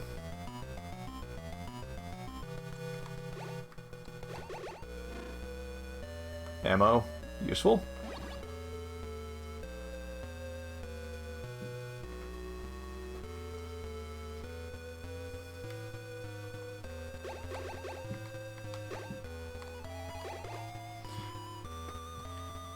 Okay.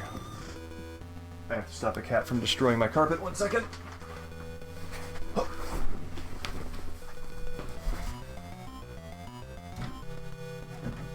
No. Later.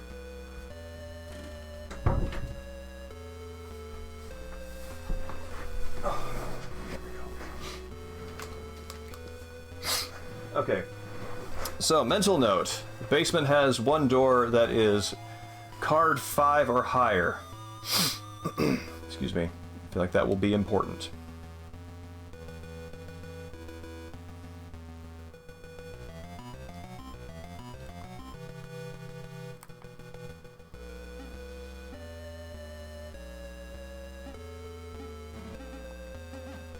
Oh, you can't punch dogs.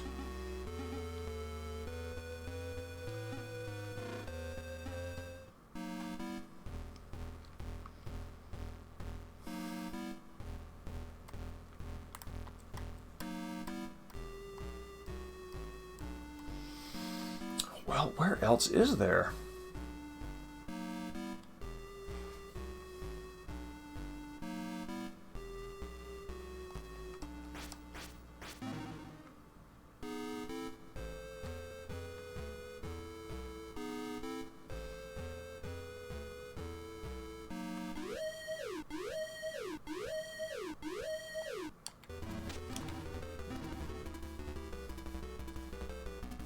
Okay, this is capture room.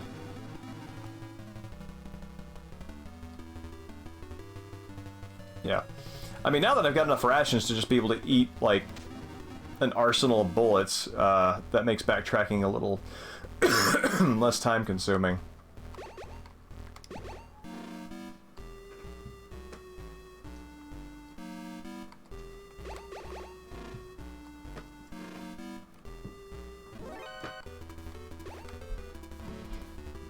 Oh, hold on.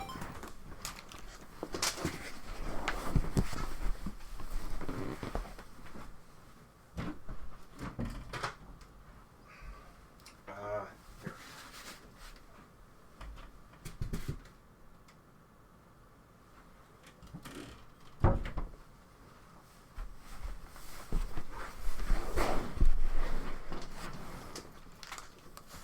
Appreciate the bid for attention, cat. Unfortunately, I do not have the attention bandwidth to satisfy the level of pets that you surely crave.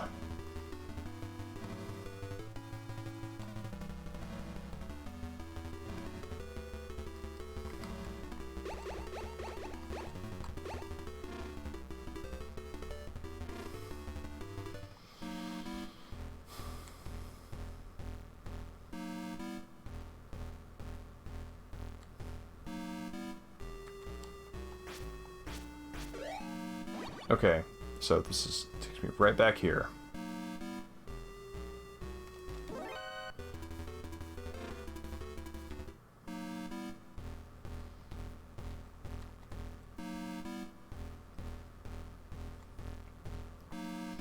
Maybe there is a door on the roof that I'm not thinking of.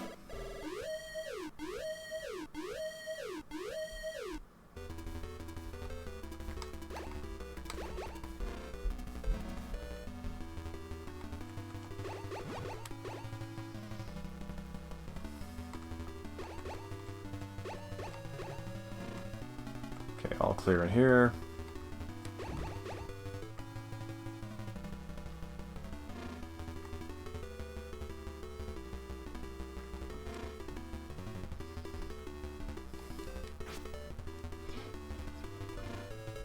Clear.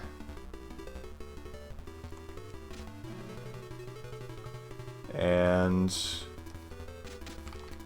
I'm pretty sure I checked this recently, so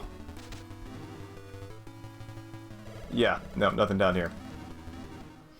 Okay, roof it is.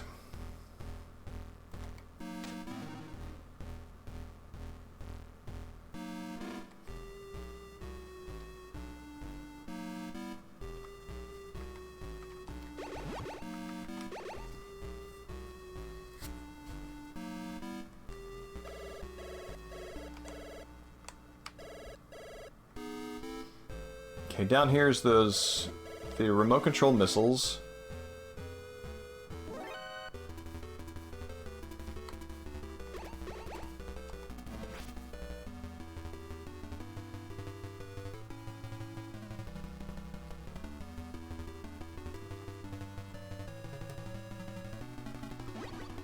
I do not remember these flying guys being over here.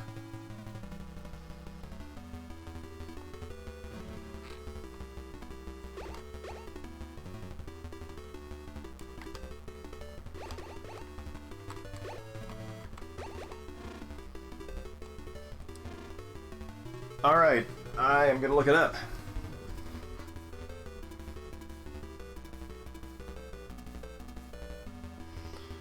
Metal Gear MSX BDU.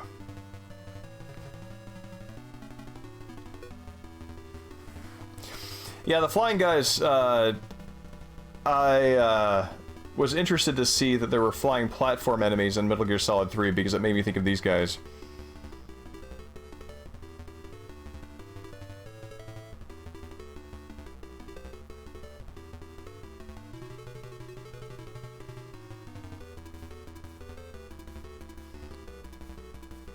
It is in the basement. What?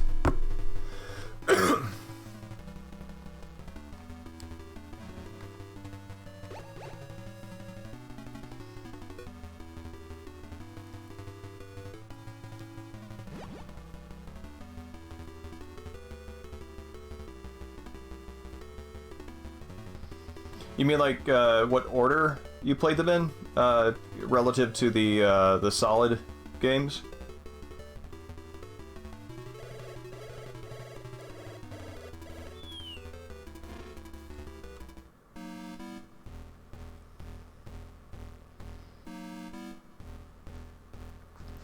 I played Metal Gear 2 before Subsistence. I emulated it on an MSX. I used an MSX emulator for it, and was stunned to see how much Metal Gear Solid 1 really was a remake of that.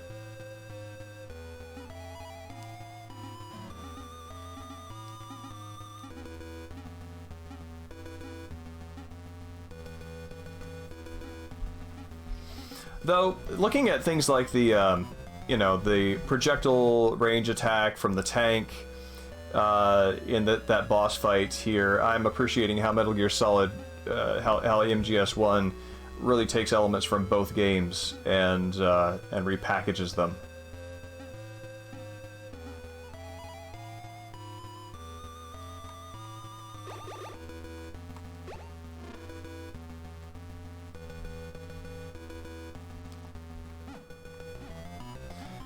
Wait a minute.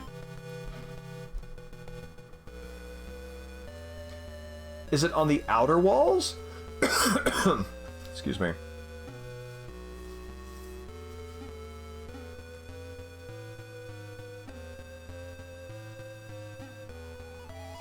Metal Gear Solid. That rings a bell. Was that like circa, like late aughts? Or maybe I'm thinking of Metal Gear Awesome. Wait, there's a door down there! What's this door down here? Oh my god! Oh, that's body armor. Well, still good, but... I am appreciating how this is essentially the armory from MGS 1.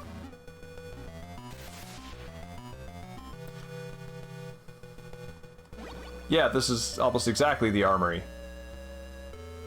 With the remote-controlled C4s instead of the with plastic explosives instead of the remote-control C4s. I think the Arnolds are in this one.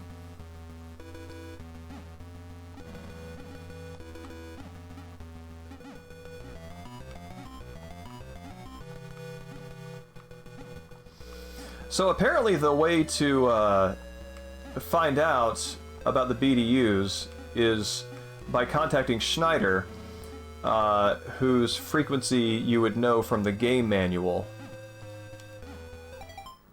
which I want to check out now as part of the Master Collection.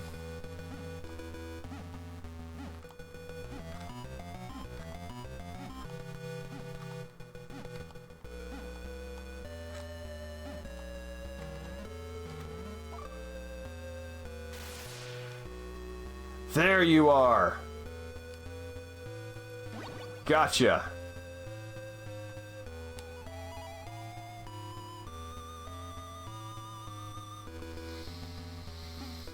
Yeah, that's some effective copy protection.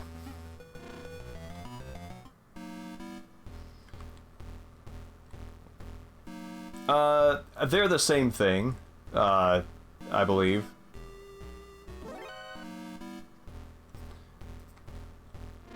It's just a different name for them. I don't actually know what BDU stands for. I assume the U in BDU is for uniform.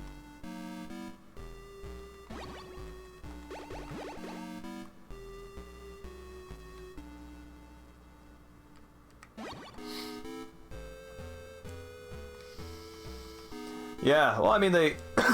excuse me. It's hard to overstate the influence that Stallone and Schwarzenegger had on the imaginations of game developers back in the day. I picked up for $5. I went to Pink Gorilla and I picked up one of the old consumer guides to games, where it was like a kind of light hint and tip magazine for popular NES games. Question mark. And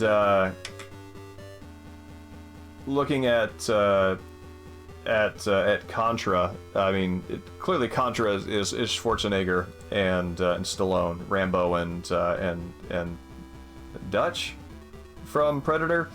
But yeah, I think in that one they call them Mad Dog and Scorpion, and I'm like, did you guys just make these things up? Because I'm pretty sure it's Bill and Lance, like right on the arcade screen.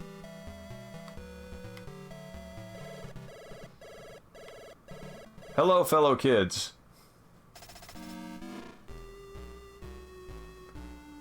Whew. Made it to building 2.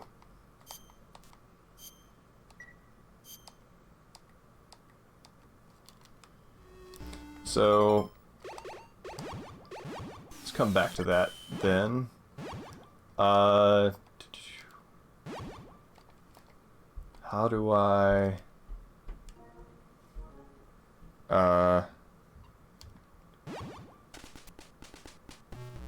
Oh no, that's not what I want at all. Let me load my game back. I wanted to see if I could get to the main UI again.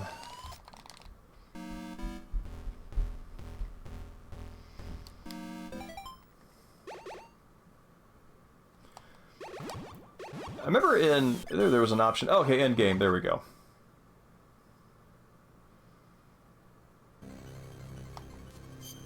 Online manual. Oh. Right. I'm not connected to the internet with the PS5 down here. Oh well. I'll just have to check that out later.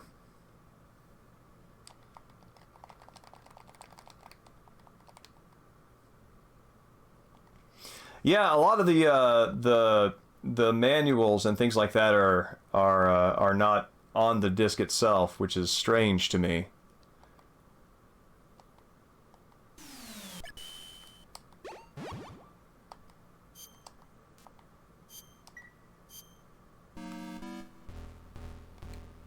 Oh.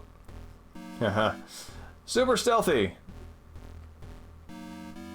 Oh yeah. No, that doesn't work here because they have a different color uniform.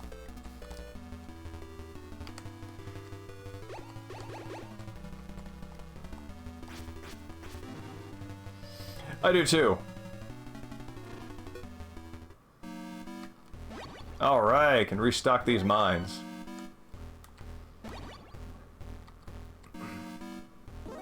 I don't think so. I don't remember offhand.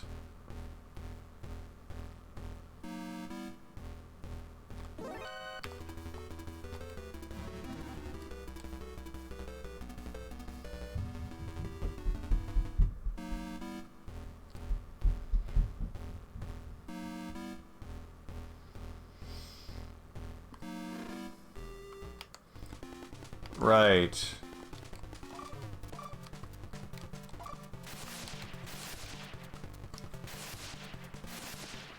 Oh man. Okay.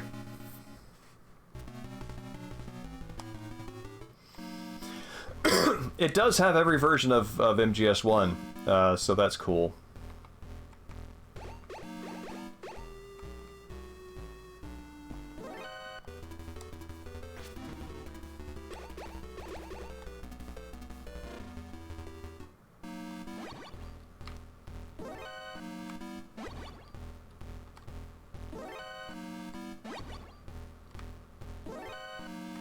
Okay.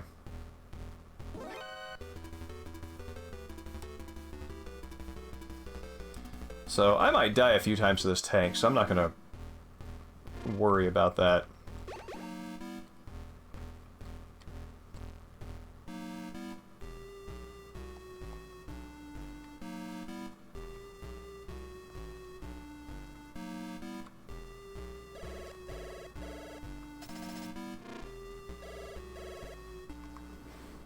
There we go.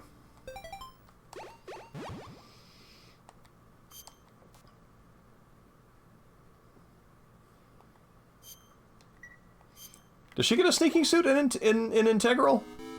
I don't think I knew that.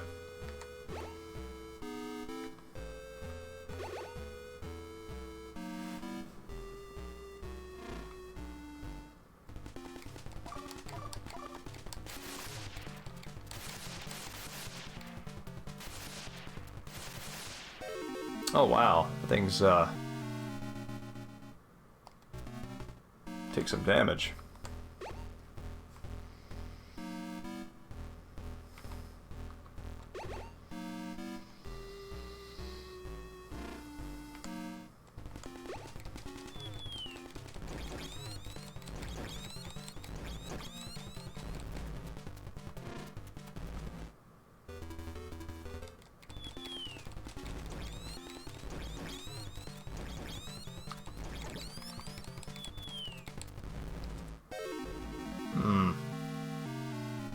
Okay.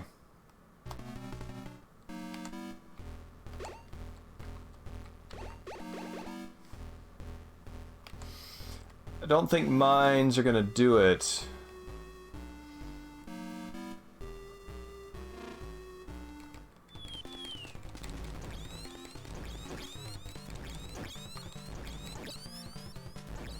Yeah, there we go.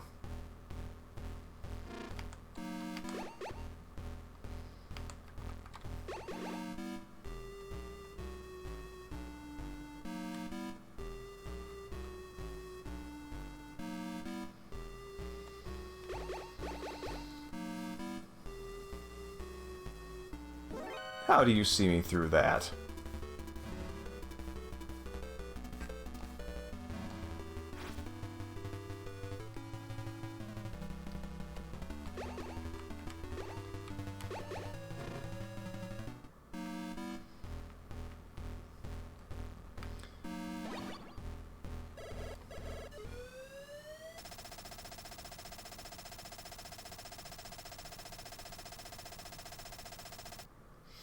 Oh, right. I guess if I remember right, I can't use my transceiver because they have that antenna there jamming it, which is a little wonky because I completely forgot that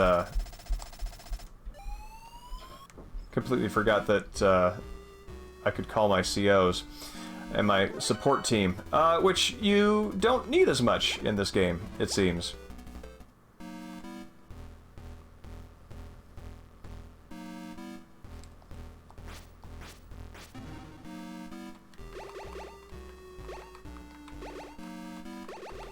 Okay. That's 5 and above.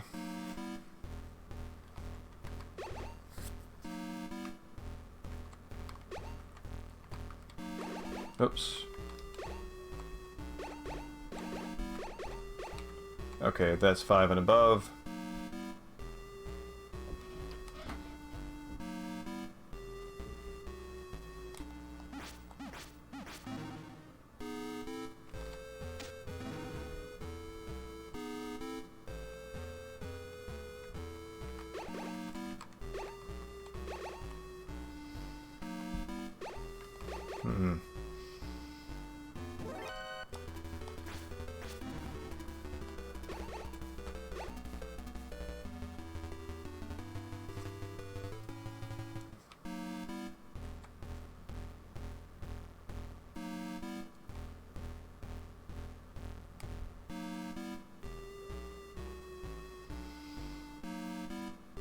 I don't recall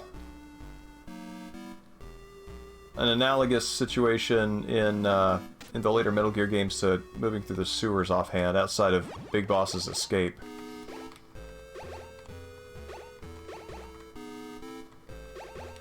Okay, everything's under lockdown.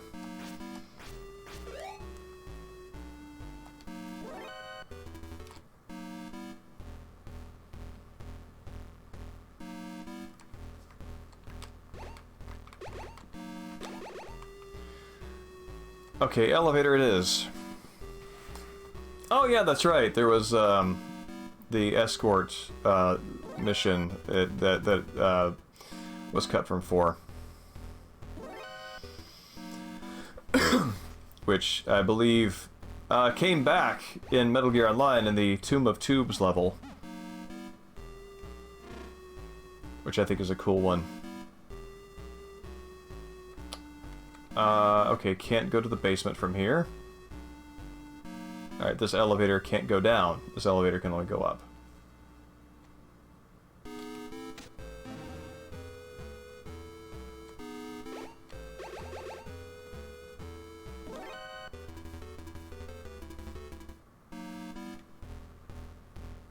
Here they are. Here are your Arnolds.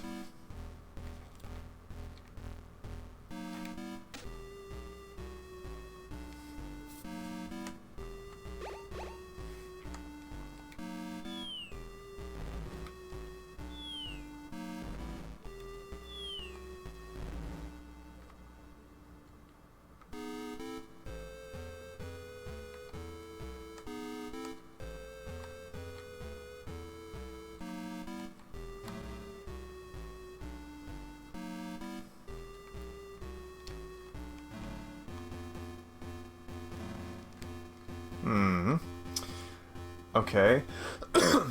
Clearly not an optimal situation to move through my wallet of cards trying to find the right one. So that's for later. I'm also not getting any boss music. Does Diane help me with this?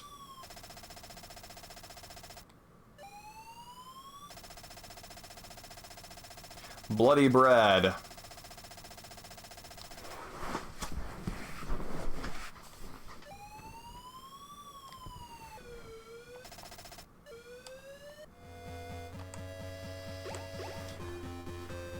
I wish I knew Schneider's frequency.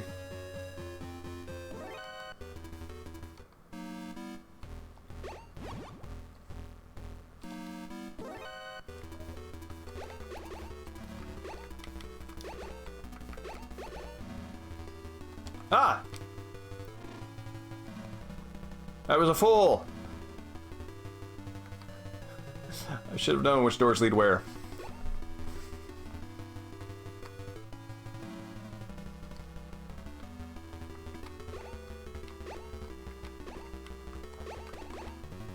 Okay, I gotta get some more cards. So it looks like there's nothing I can do on this floor until I get a new card, which is going to be up 1 floor, unless there's anything down here to the side, which I don't think there is. No.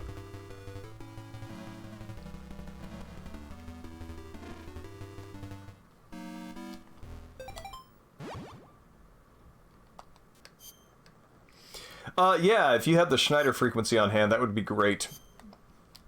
Because if that's supposed to just be in the manual, then I'm certainly not spoiling anything. 79.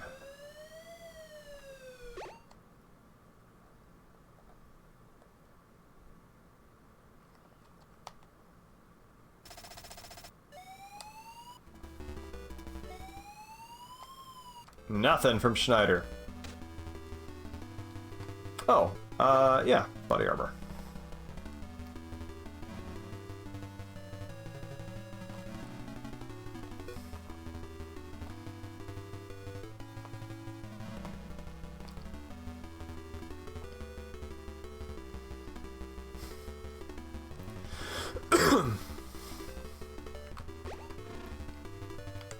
There we go.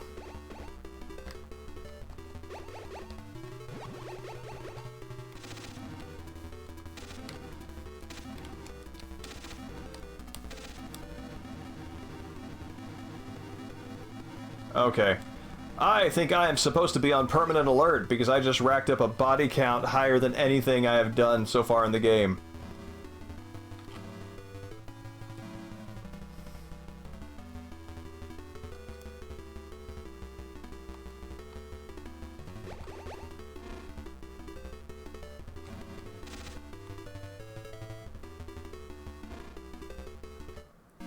Wow. All right, Ark, I hope you have a great day, and yeah, hope to see you next week. so now where does this take me?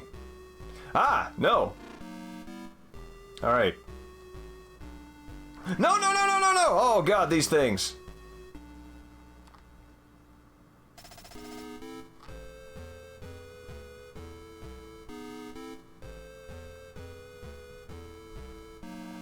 Well, glad to see we're all chill here.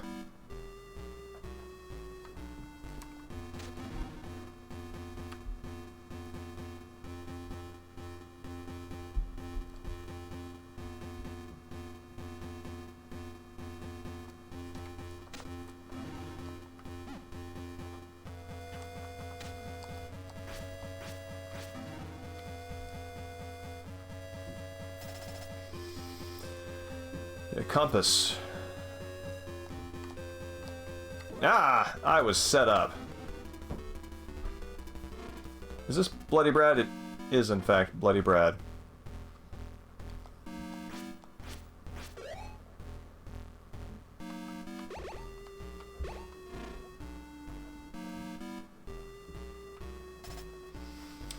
Jennifer, 48. Oh yeah, I think I need like 4 or 5 stars to talk to Jennifer.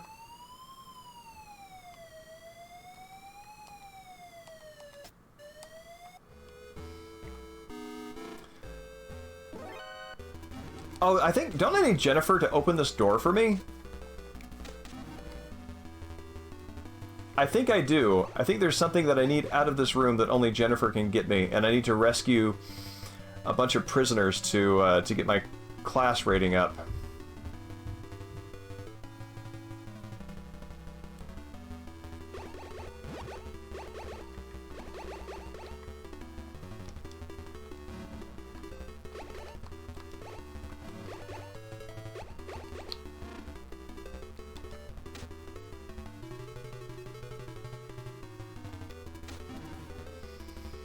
Have I already been here? I think I have.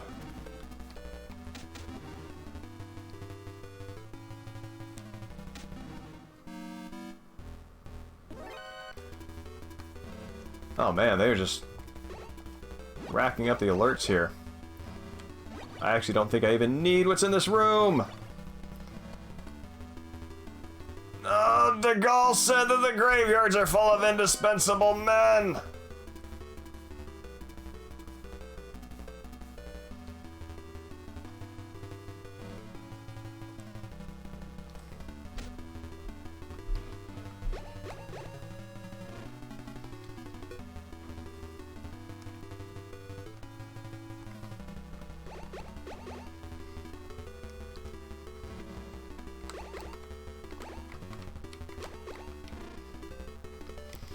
It has the advantage of being the one that anybody who plays the game any length of time gets to hear.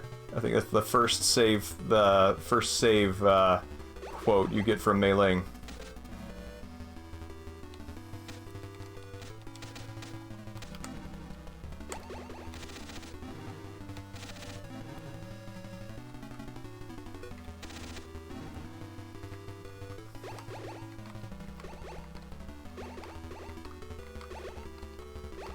Okay, that's 6 and higher.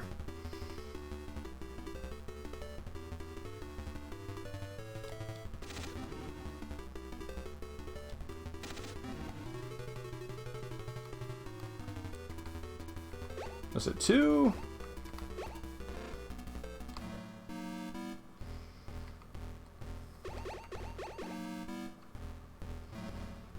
Yeah, I don't think you can actually beat them. I think you just take your lumps.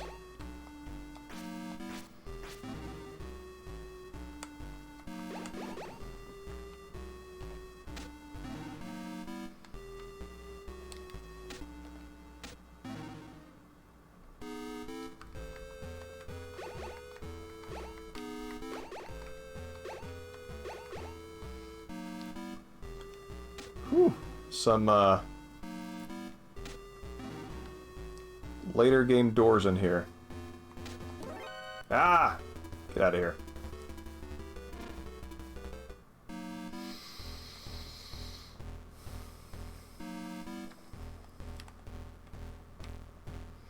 So wait.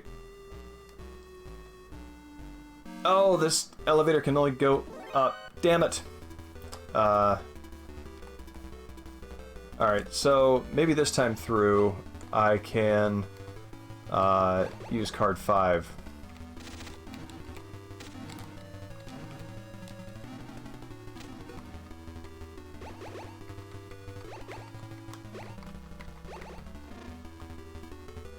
Oh, glad I came up here.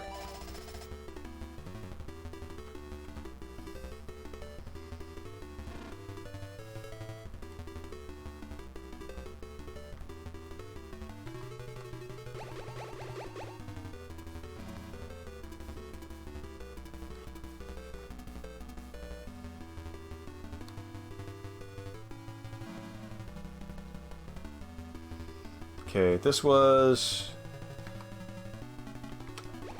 where I got card 5 and laid waste to a small platoon of soldiers entering the door.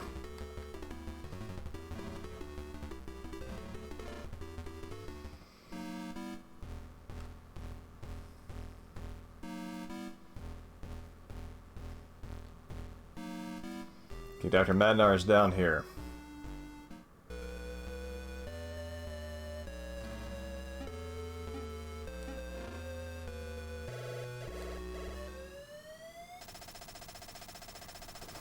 Oh, Schneider must have changed frequencies.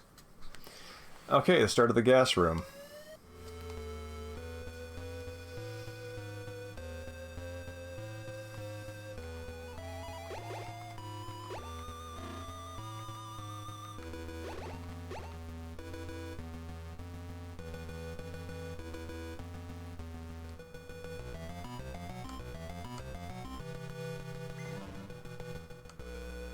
Okay. Yes, I can use these supplies.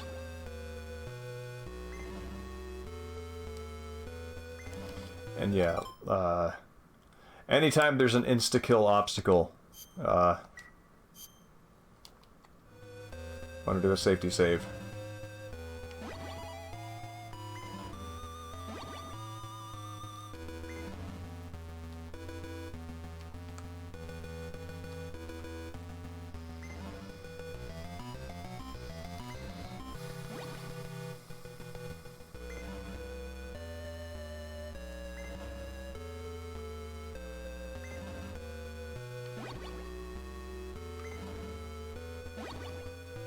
Oh no no no no no no no no no no! Okay.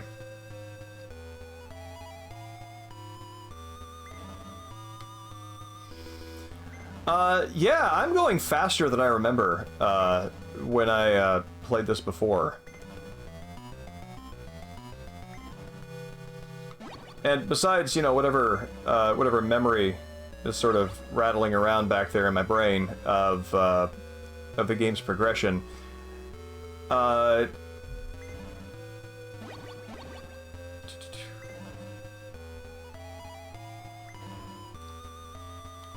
I think that the first time I played it, I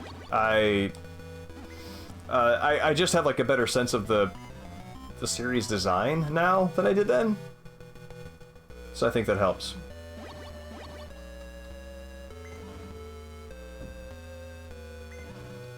Like, even if I don't know where the likely solution is, I have an idea of what the likely solution is to a given obstacle or progression blocker.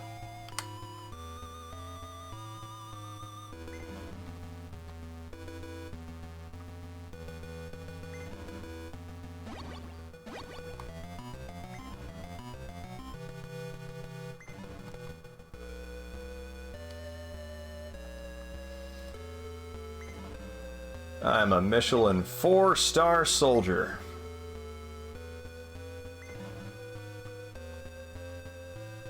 So I get to eat as many rations as I want.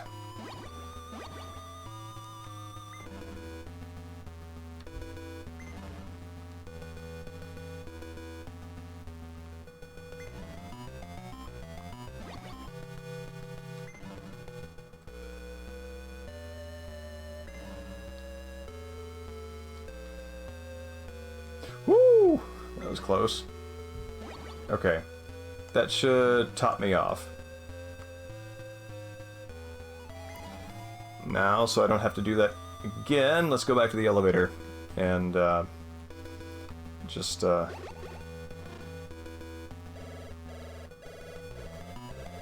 save progress.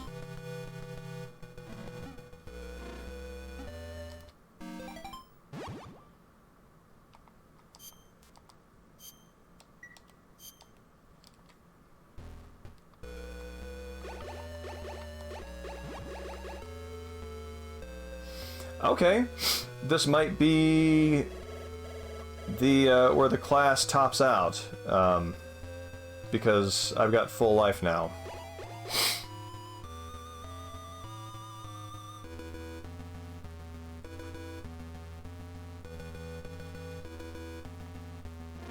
It's green? Oh, do you mean in the UI? Like the menu? As opposed to what you see sort of like in the field?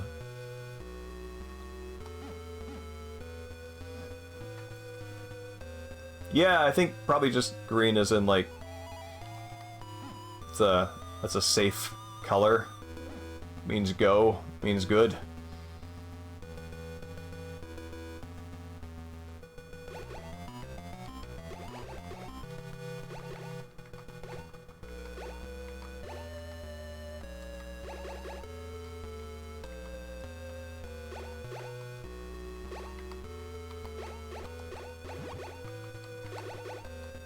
Oh my god, okay.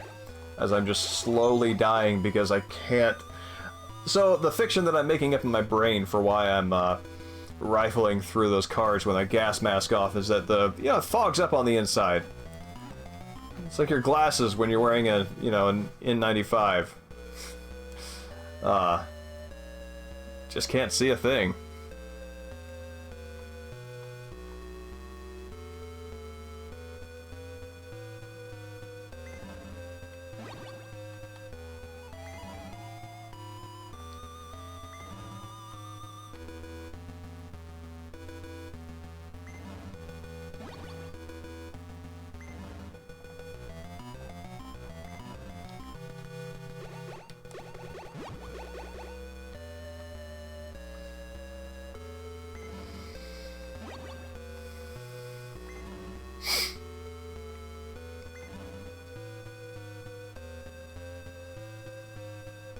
Yeah, I thought it was, they never followed up on it, but the variety of foods that you could heal with in MG2, I thought was interesting.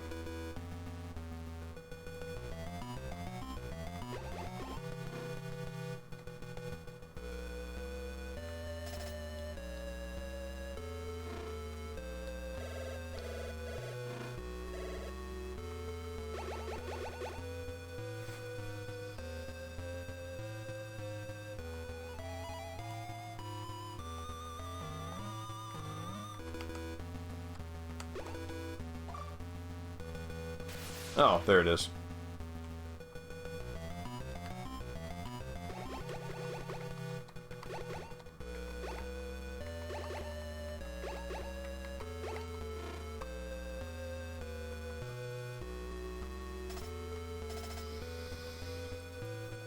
The only way out from this floor is to find the north elevator.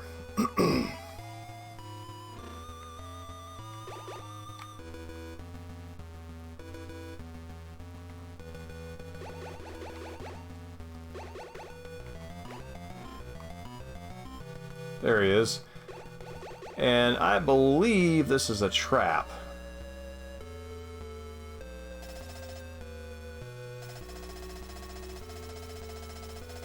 So, there it is. I guess if you wanted to kind of dig to find what this might be sort of a precursor to, would be Decoy Octopus in the holding cell, posing as the DARPA chief. Yeah.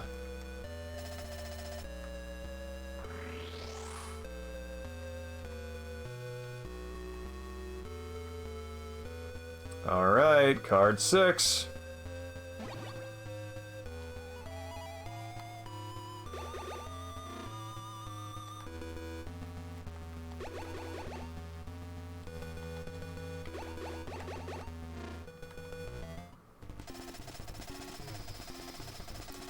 Oh yeah, this guy.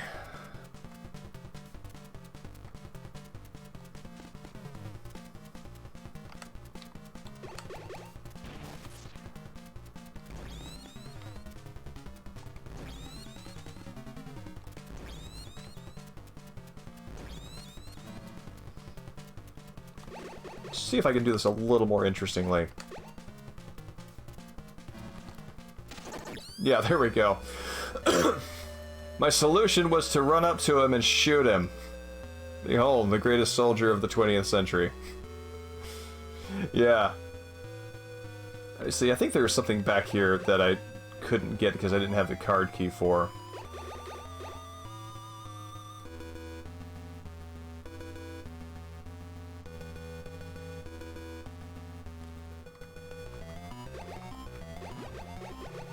Oh, nope. Mask.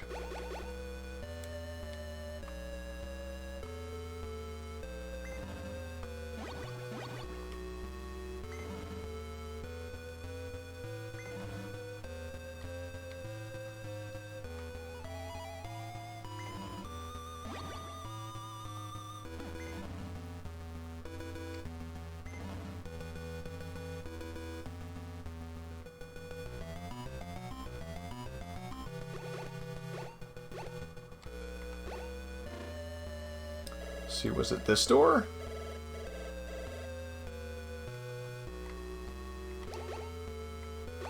No. No, I got something out of here. That was a hostage rescue.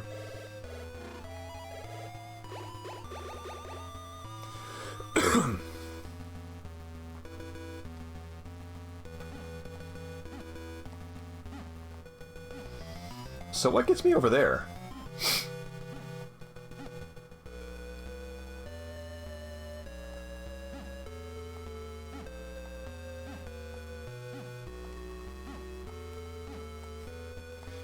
Yeah, well, they, you know, they tweak the UI, or the AI between now and then. The thing is, the Fury was just straight up angrier.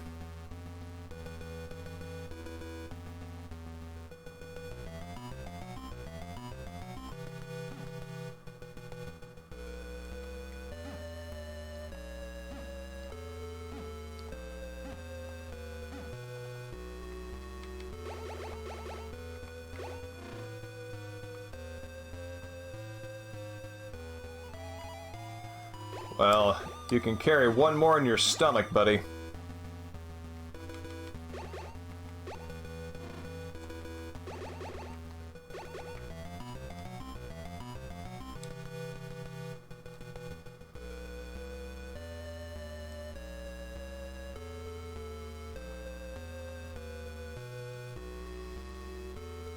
Is this...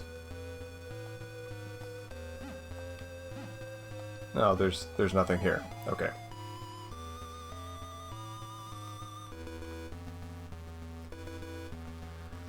Okay, this place is swept pretty clean, so... What time is it? Level at 50. We go for a little bit longer. My hope is to be able to clear through Metal Gear in one night. If I go at my normal pace of streaming, won't finish anything.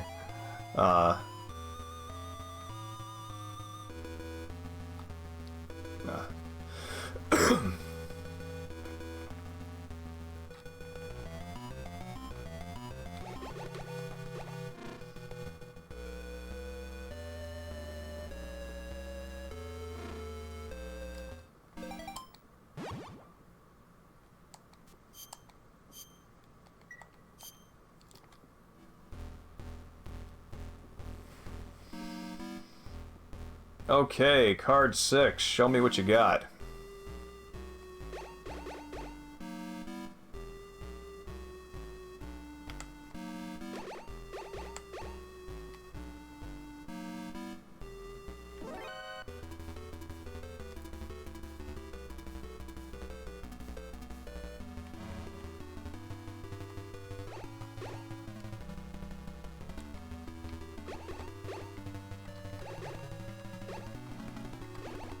we go.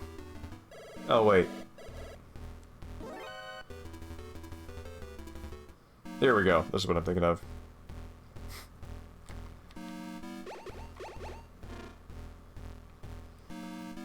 Flashlight? I don't remember a flashlight. I wonder what I need this for.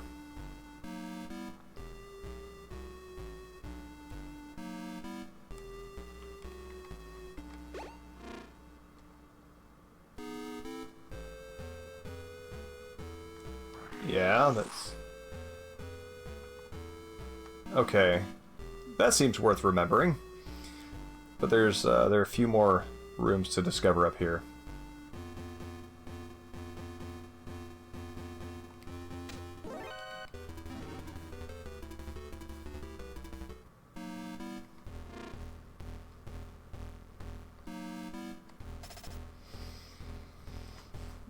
Far into the waterworks connected to building 3.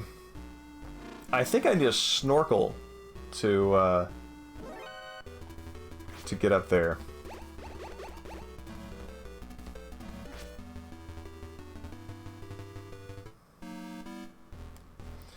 Because even with a full lunchbox of rations, I think it's unlikely that I will survive that that journey.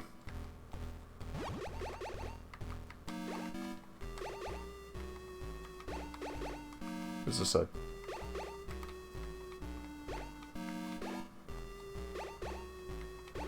Okay, that's 7 and higher.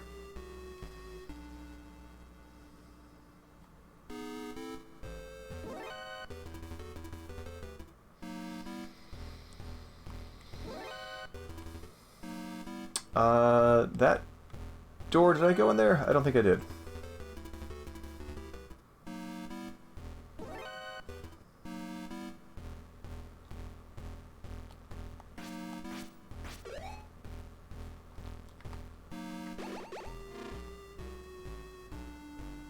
Oh, well. Always useful.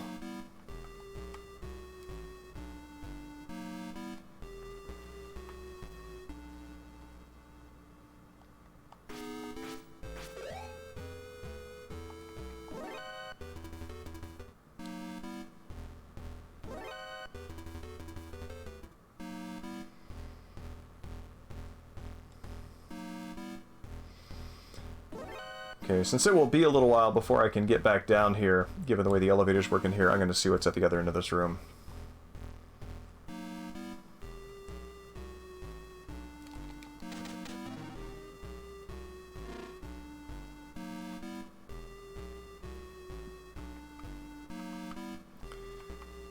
Does this one only go down? Okay. Oh, wait, what? How did... Okay, I guess I did not stop at this floor when I came through here before, which is why that, that happened.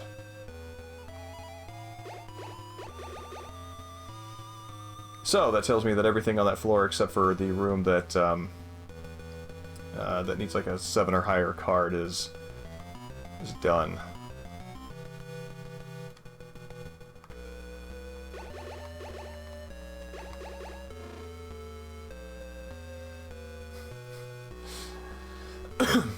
Fair.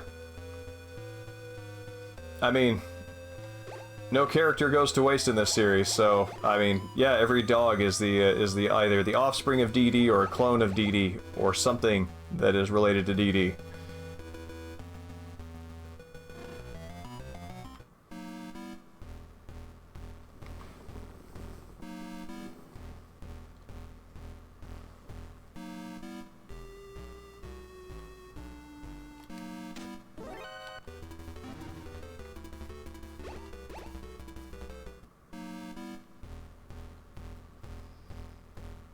Okay, wonder if Jennifer will open this door for me now.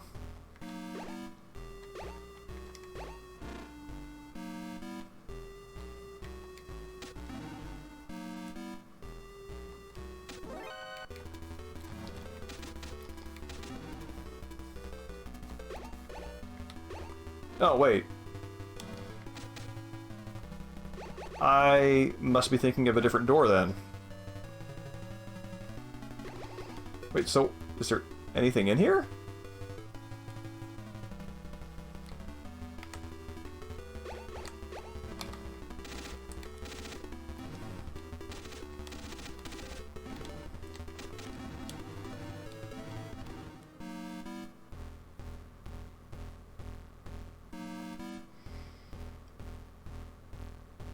Yeah, I saved Gray Fox right at the start.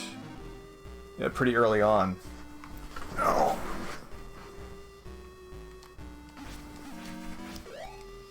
Maybe it's up here.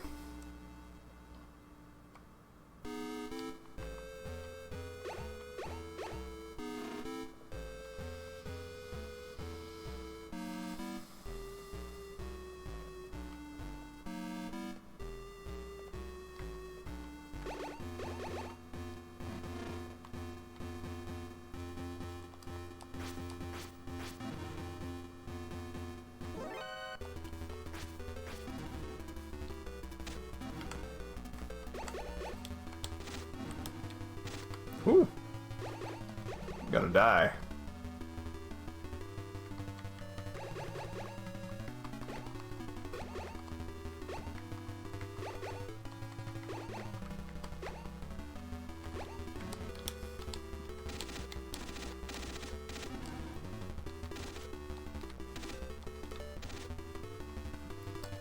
All right. Jennifer was 48, I think.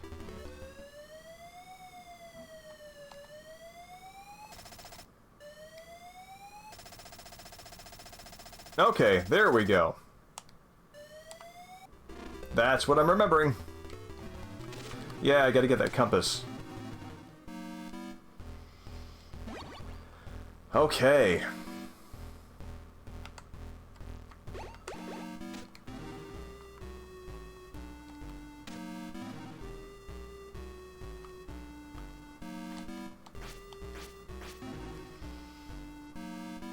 So now I want to make sure that everything on this floor is clear before I move on.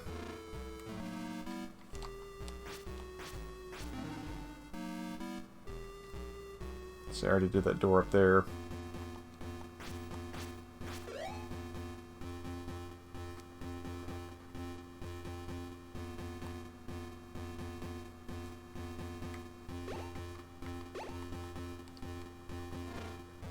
Whew. Gonna die.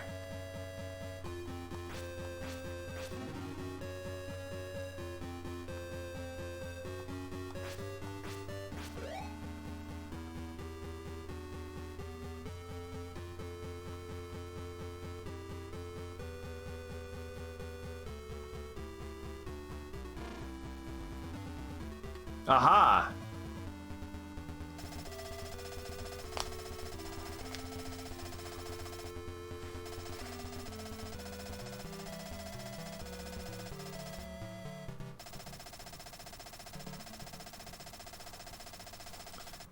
Basement of building 1. Okay, that's probably what card 6 does for me.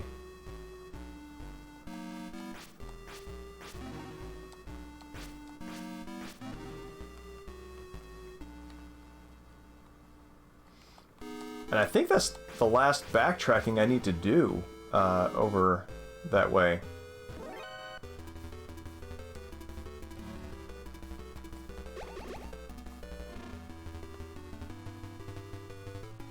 I'm glad that I took that took the time to go in that room.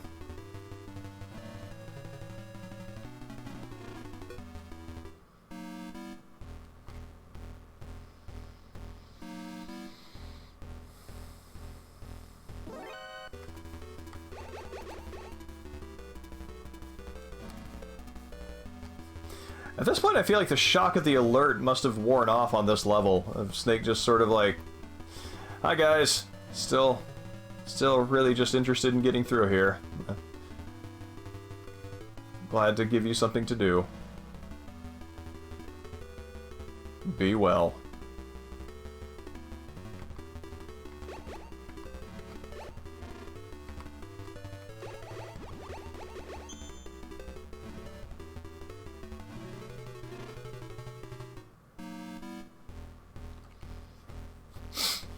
So now where's the elevator room on this floor? I remember this. No! Ah! Alright, hopefully I don't have to go too far back. Alright, good. Just in case.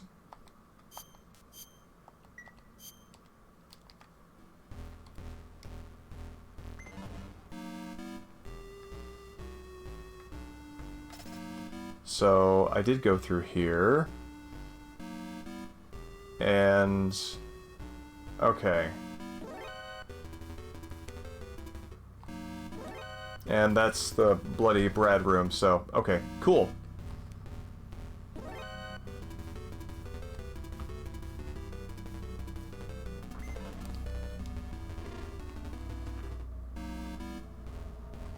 So, first floor, and let's go back to building 1.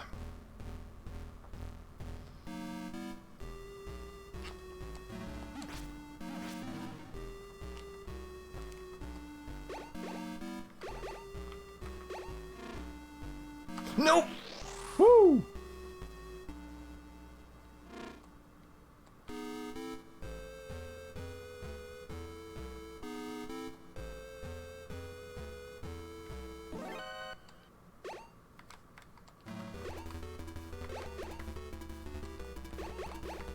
Is this? This is not the way back, is it? No, it's not.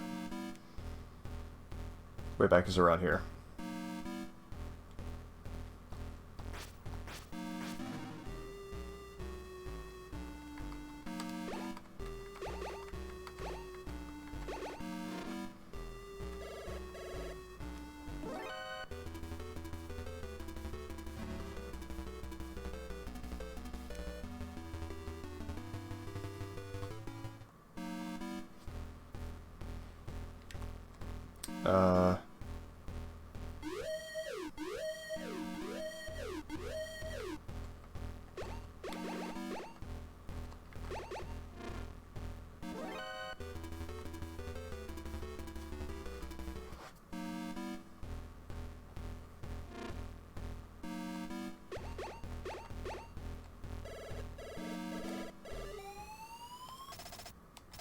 Oh.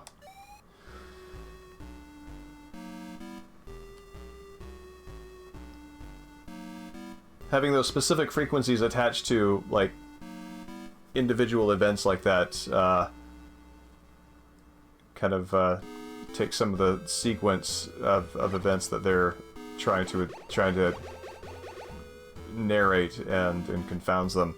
Basically, at this point, even backtracking, we are no longer using 120.85, but because that event is locked to that room, it will always be, Big Boss will always be calling from there.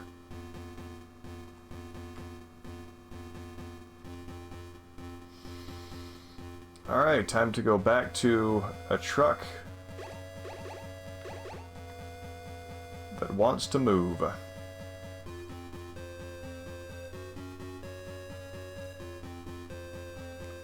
Or, you just go in here.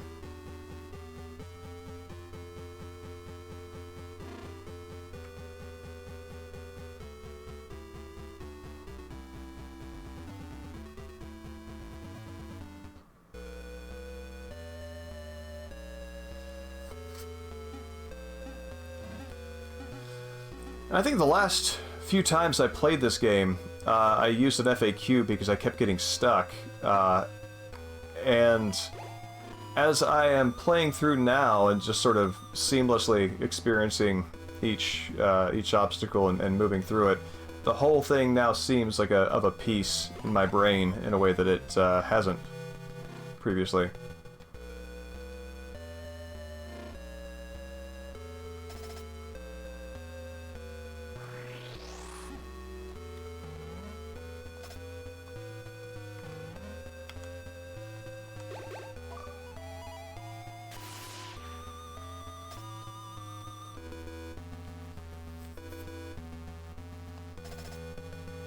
All right.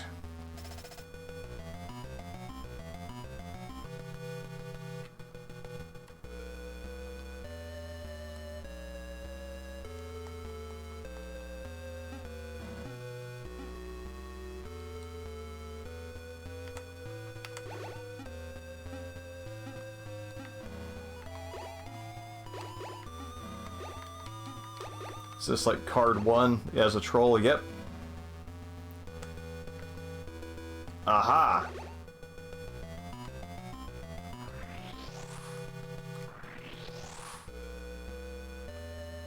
Okay.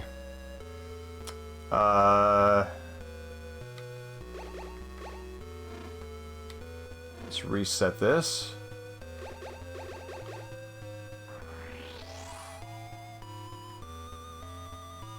Okay, can I streak across there?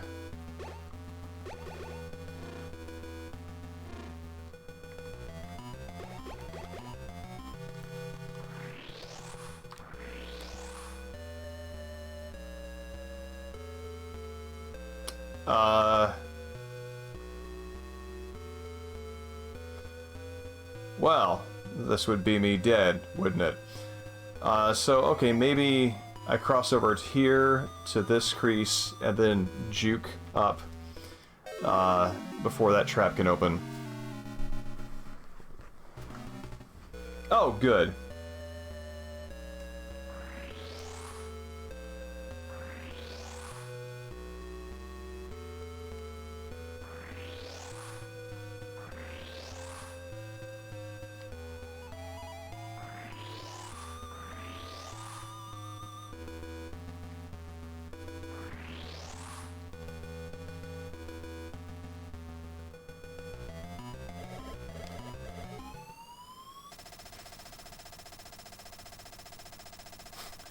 A little late, Diane.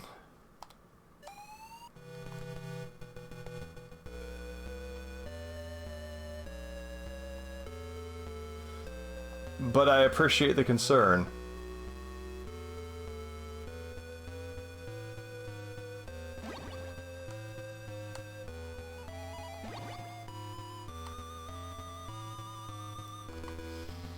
Actually, Diane is interesting from this front. I mean, you know, everybody who's as part of your support team is sort of like super functional in these games and very capable.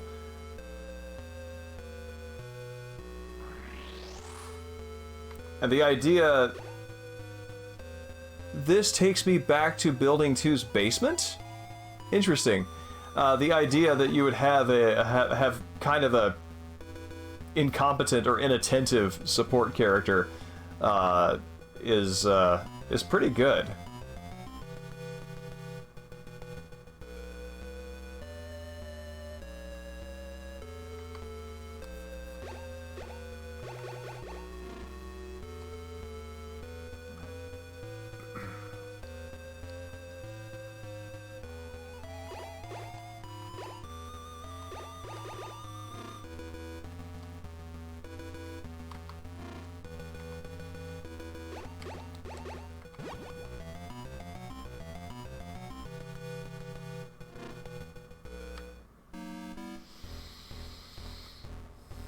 Okay, Dr. Madnar was on this floor.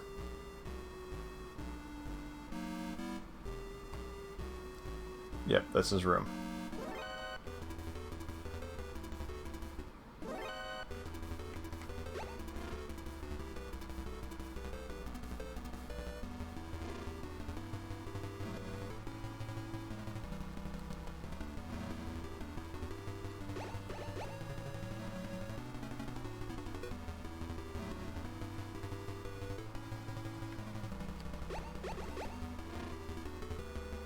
I did it!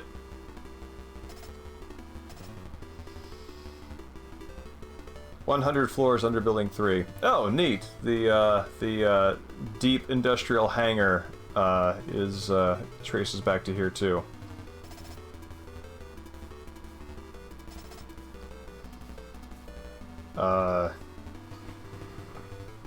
Let's see. I don't want to use an FAQ necessarily, so let's go ahead and take a snapshot of that.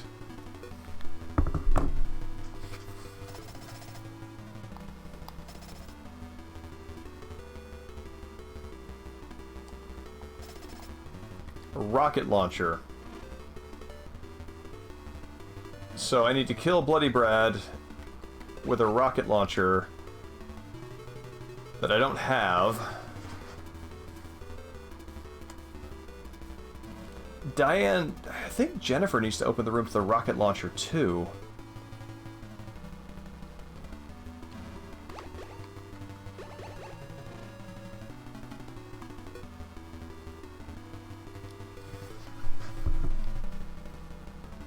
Let's see.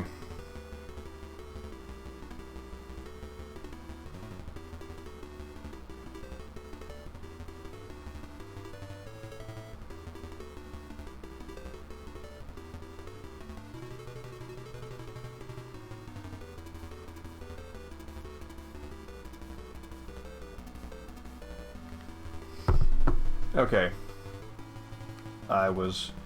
My memory is correct. Wanted to just do a quick Google to make sure that I'm not giving myself a wild goose chase.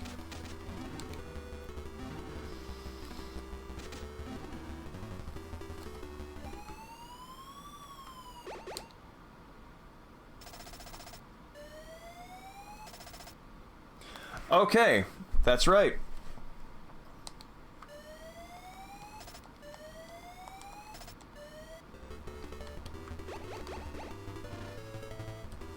Jennifer is apparently really nearby.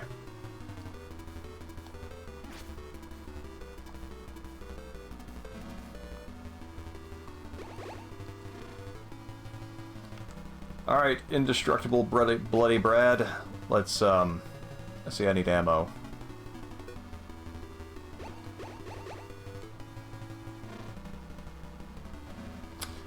That door down there, I think, has it? Let's see.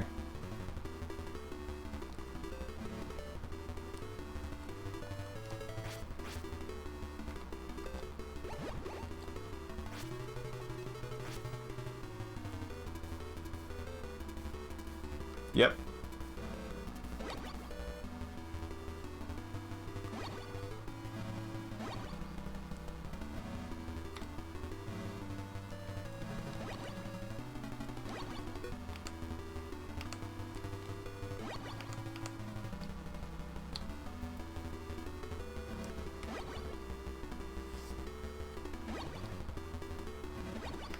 Good Lord.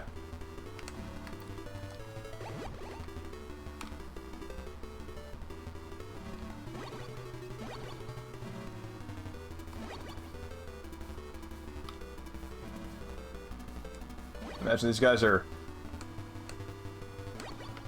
restocking this stuff as quickly as Snake is taking it, desperately trying to stop him from doing so. Alright, good. There we go.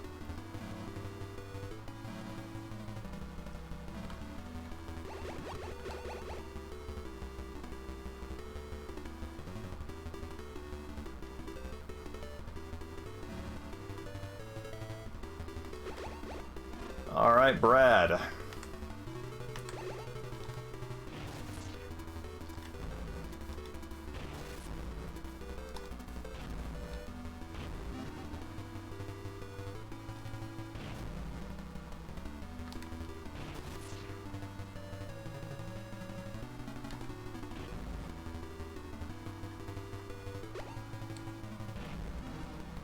Excellent.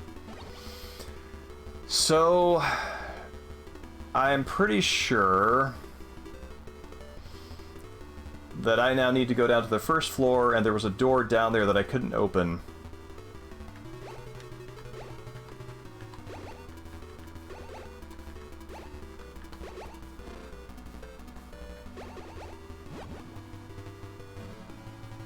Let's see what's in here. Nothing.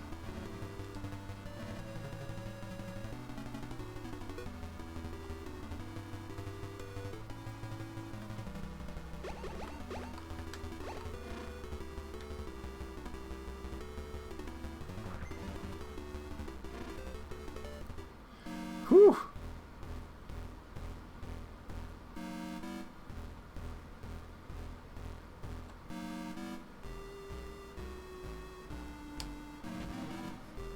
Oh man. I guarantee you that guy did not expect to get iced with a rocket launcher, like, to the face.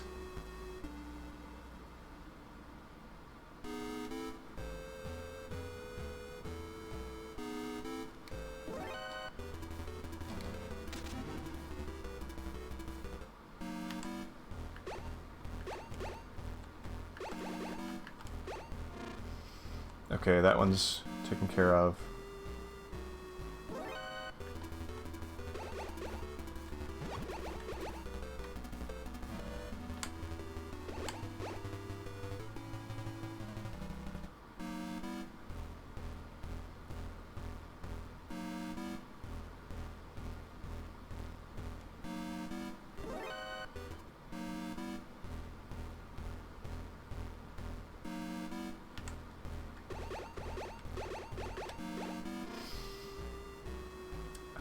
Oh, wow.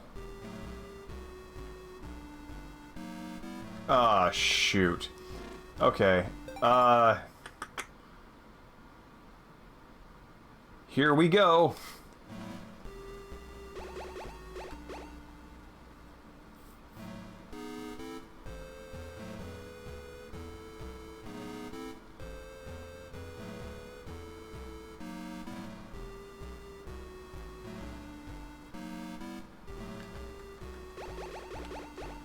Okay. So the compass does get me out.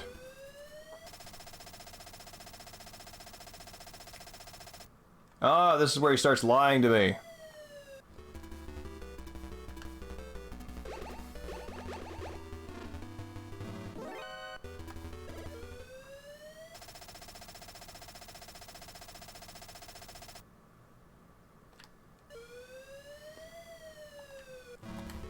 Oh man, poor Snake, just super poisoned.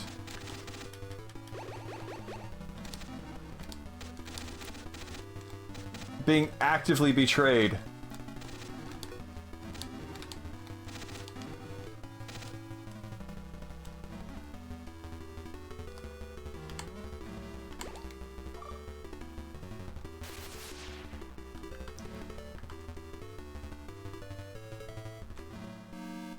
Whew.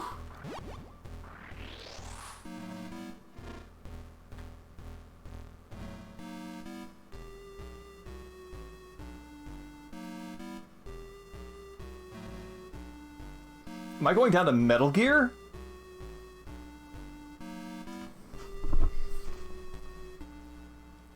Oh man, let me get that sequence out.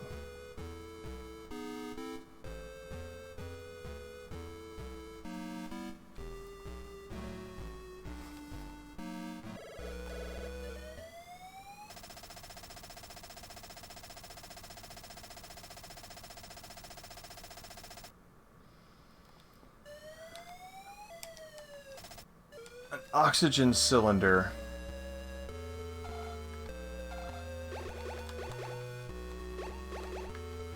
Oh crap.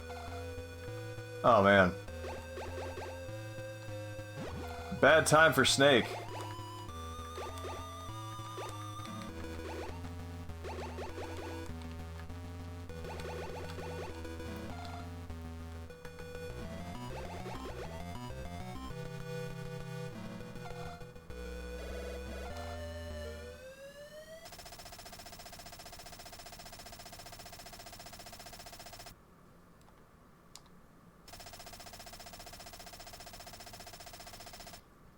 Oh, interesting. So they did change this localization in the subsistence version, which they pulled this from. It's turn off your PlayStation 2 at once. So they actually leaned into the specific console that the player is on. But it looks like they can't really kind of. I mean, that would be hard to manage for every possible platform.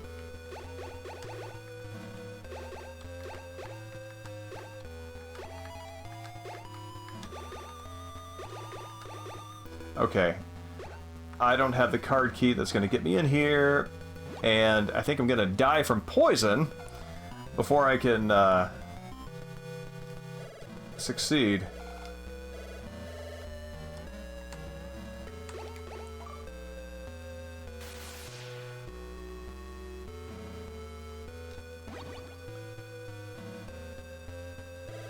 I straight up don't know what that oxygen cylinder is for. Oh, for swimming.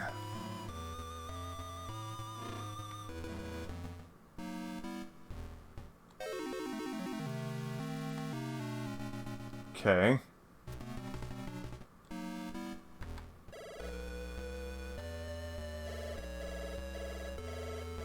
Oh my god.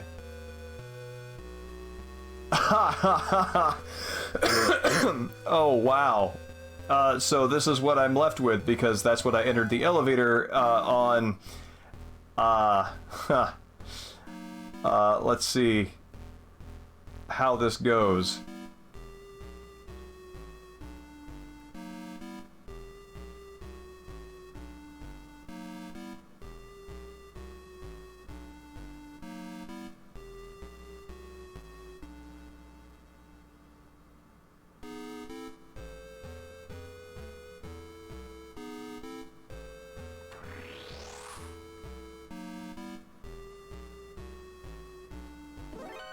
Oh.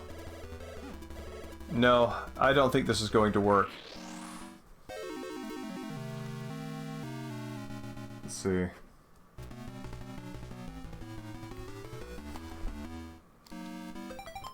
What's our most recent load at? Okay. So this is probably right after we got Dr. Madnar's... No, I don't have card 7 yet. So I have to go save Jennifer. Shoot. Okay. Well, let's at least get it back there before calling it a night.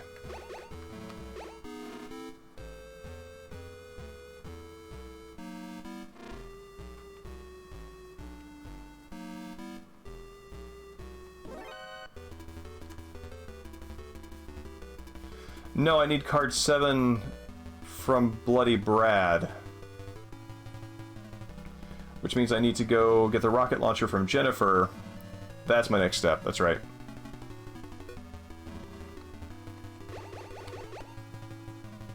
Here.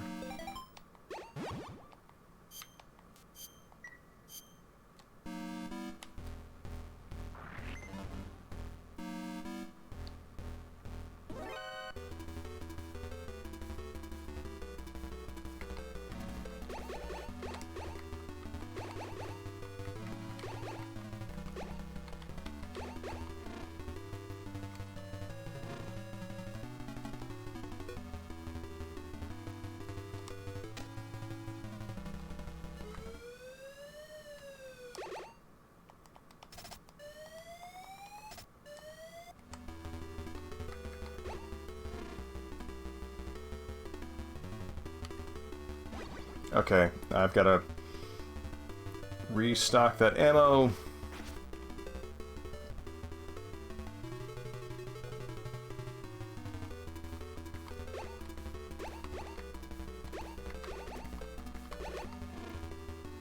No, nothing there.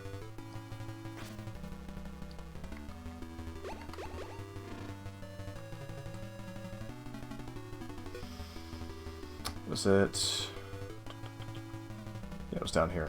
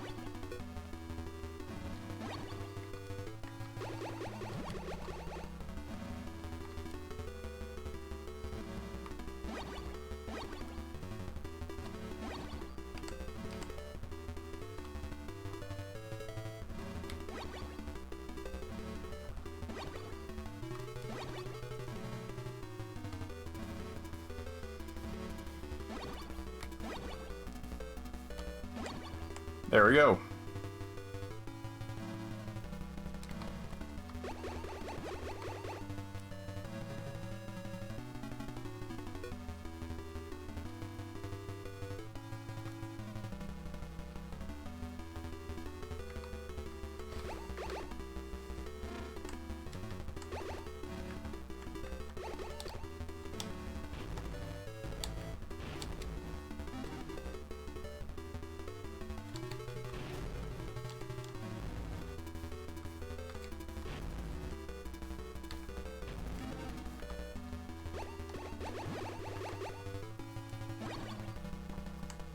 Alright.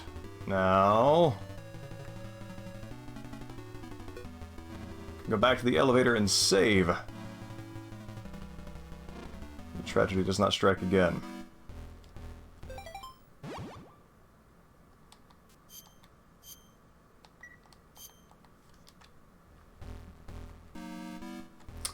That's the up elevator, and I can't go out that way.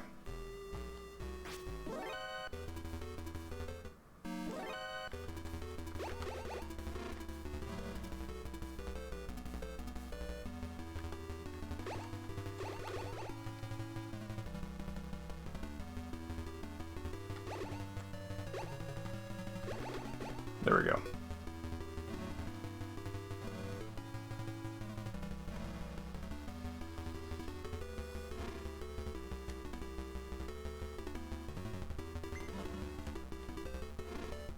Whew! So close.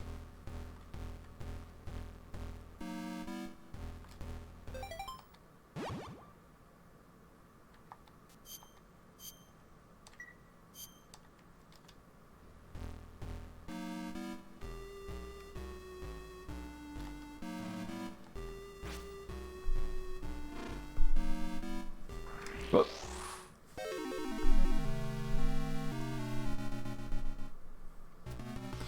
All right. Let's get over to that next building.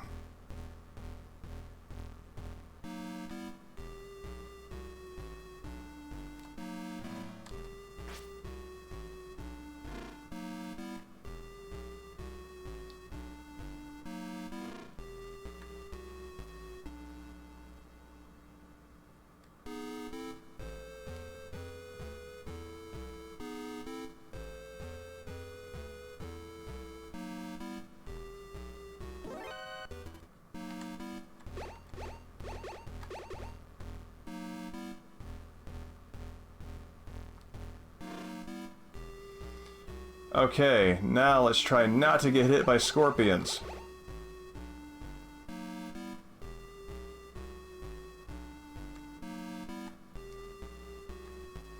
Well, there we are. Poisoned, but I have a workaround this time.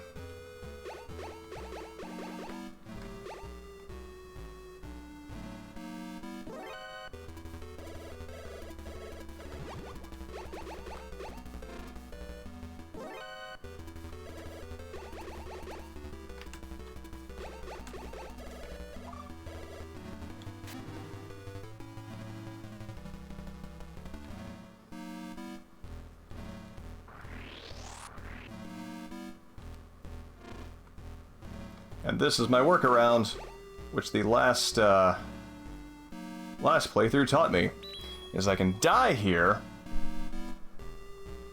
and then I'll restart here not poisoned.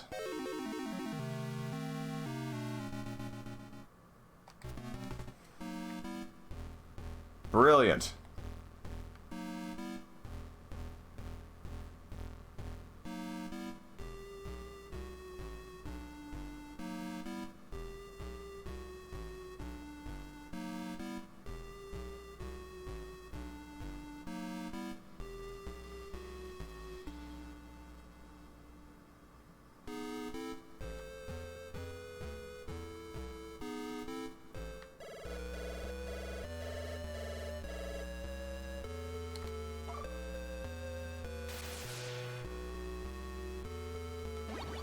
Oxygen tanks.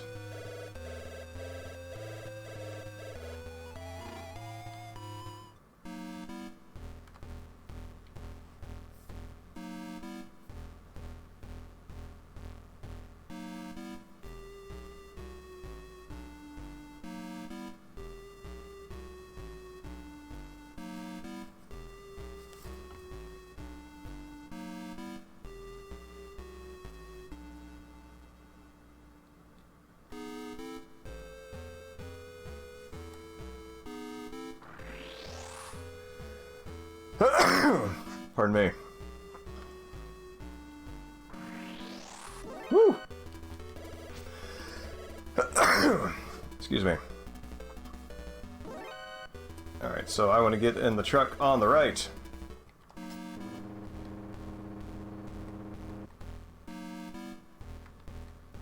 Which is perfectly fine.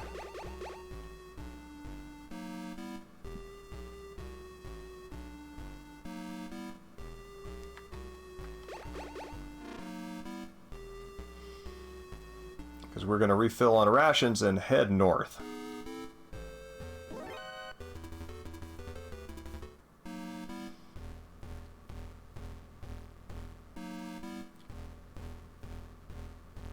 This one. Yeah.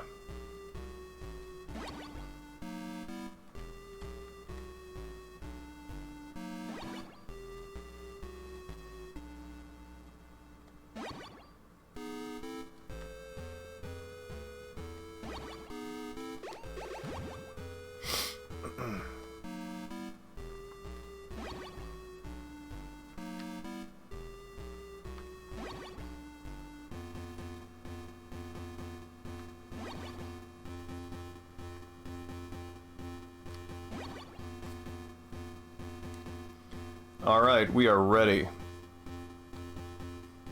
I am still streaming, in fact. Sorry it's choppy. Fortunately, the copy of this that is being saved to the hard drive will not be as choppy, so the VOD at least will be clean.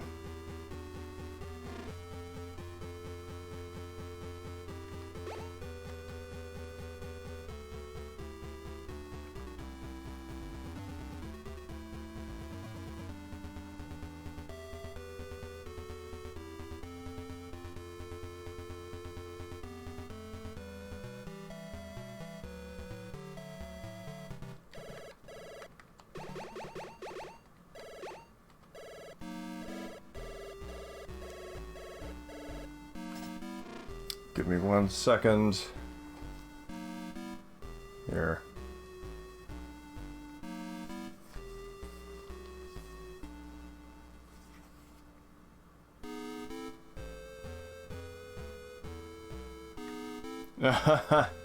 So you did.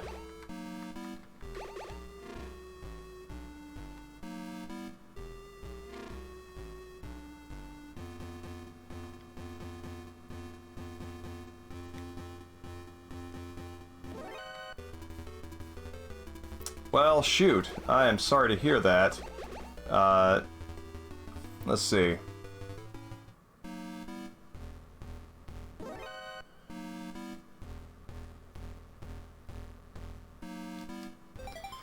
That actually is probably a decent cue to probably call it a night.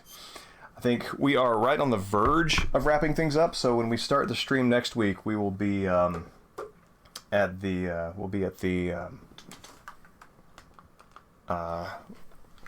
end, and that'll be a good place to be fresh to stream from. So yeah, sorry the stream's been in and out a little bit, but you know, there we go. There's most of Metal Gear. So have a good night, and Mexican Sting, it's great to see you, and Dan, and anybody else who is still around, given the choppiness of the stream. Apparently, I hope you all have a great night.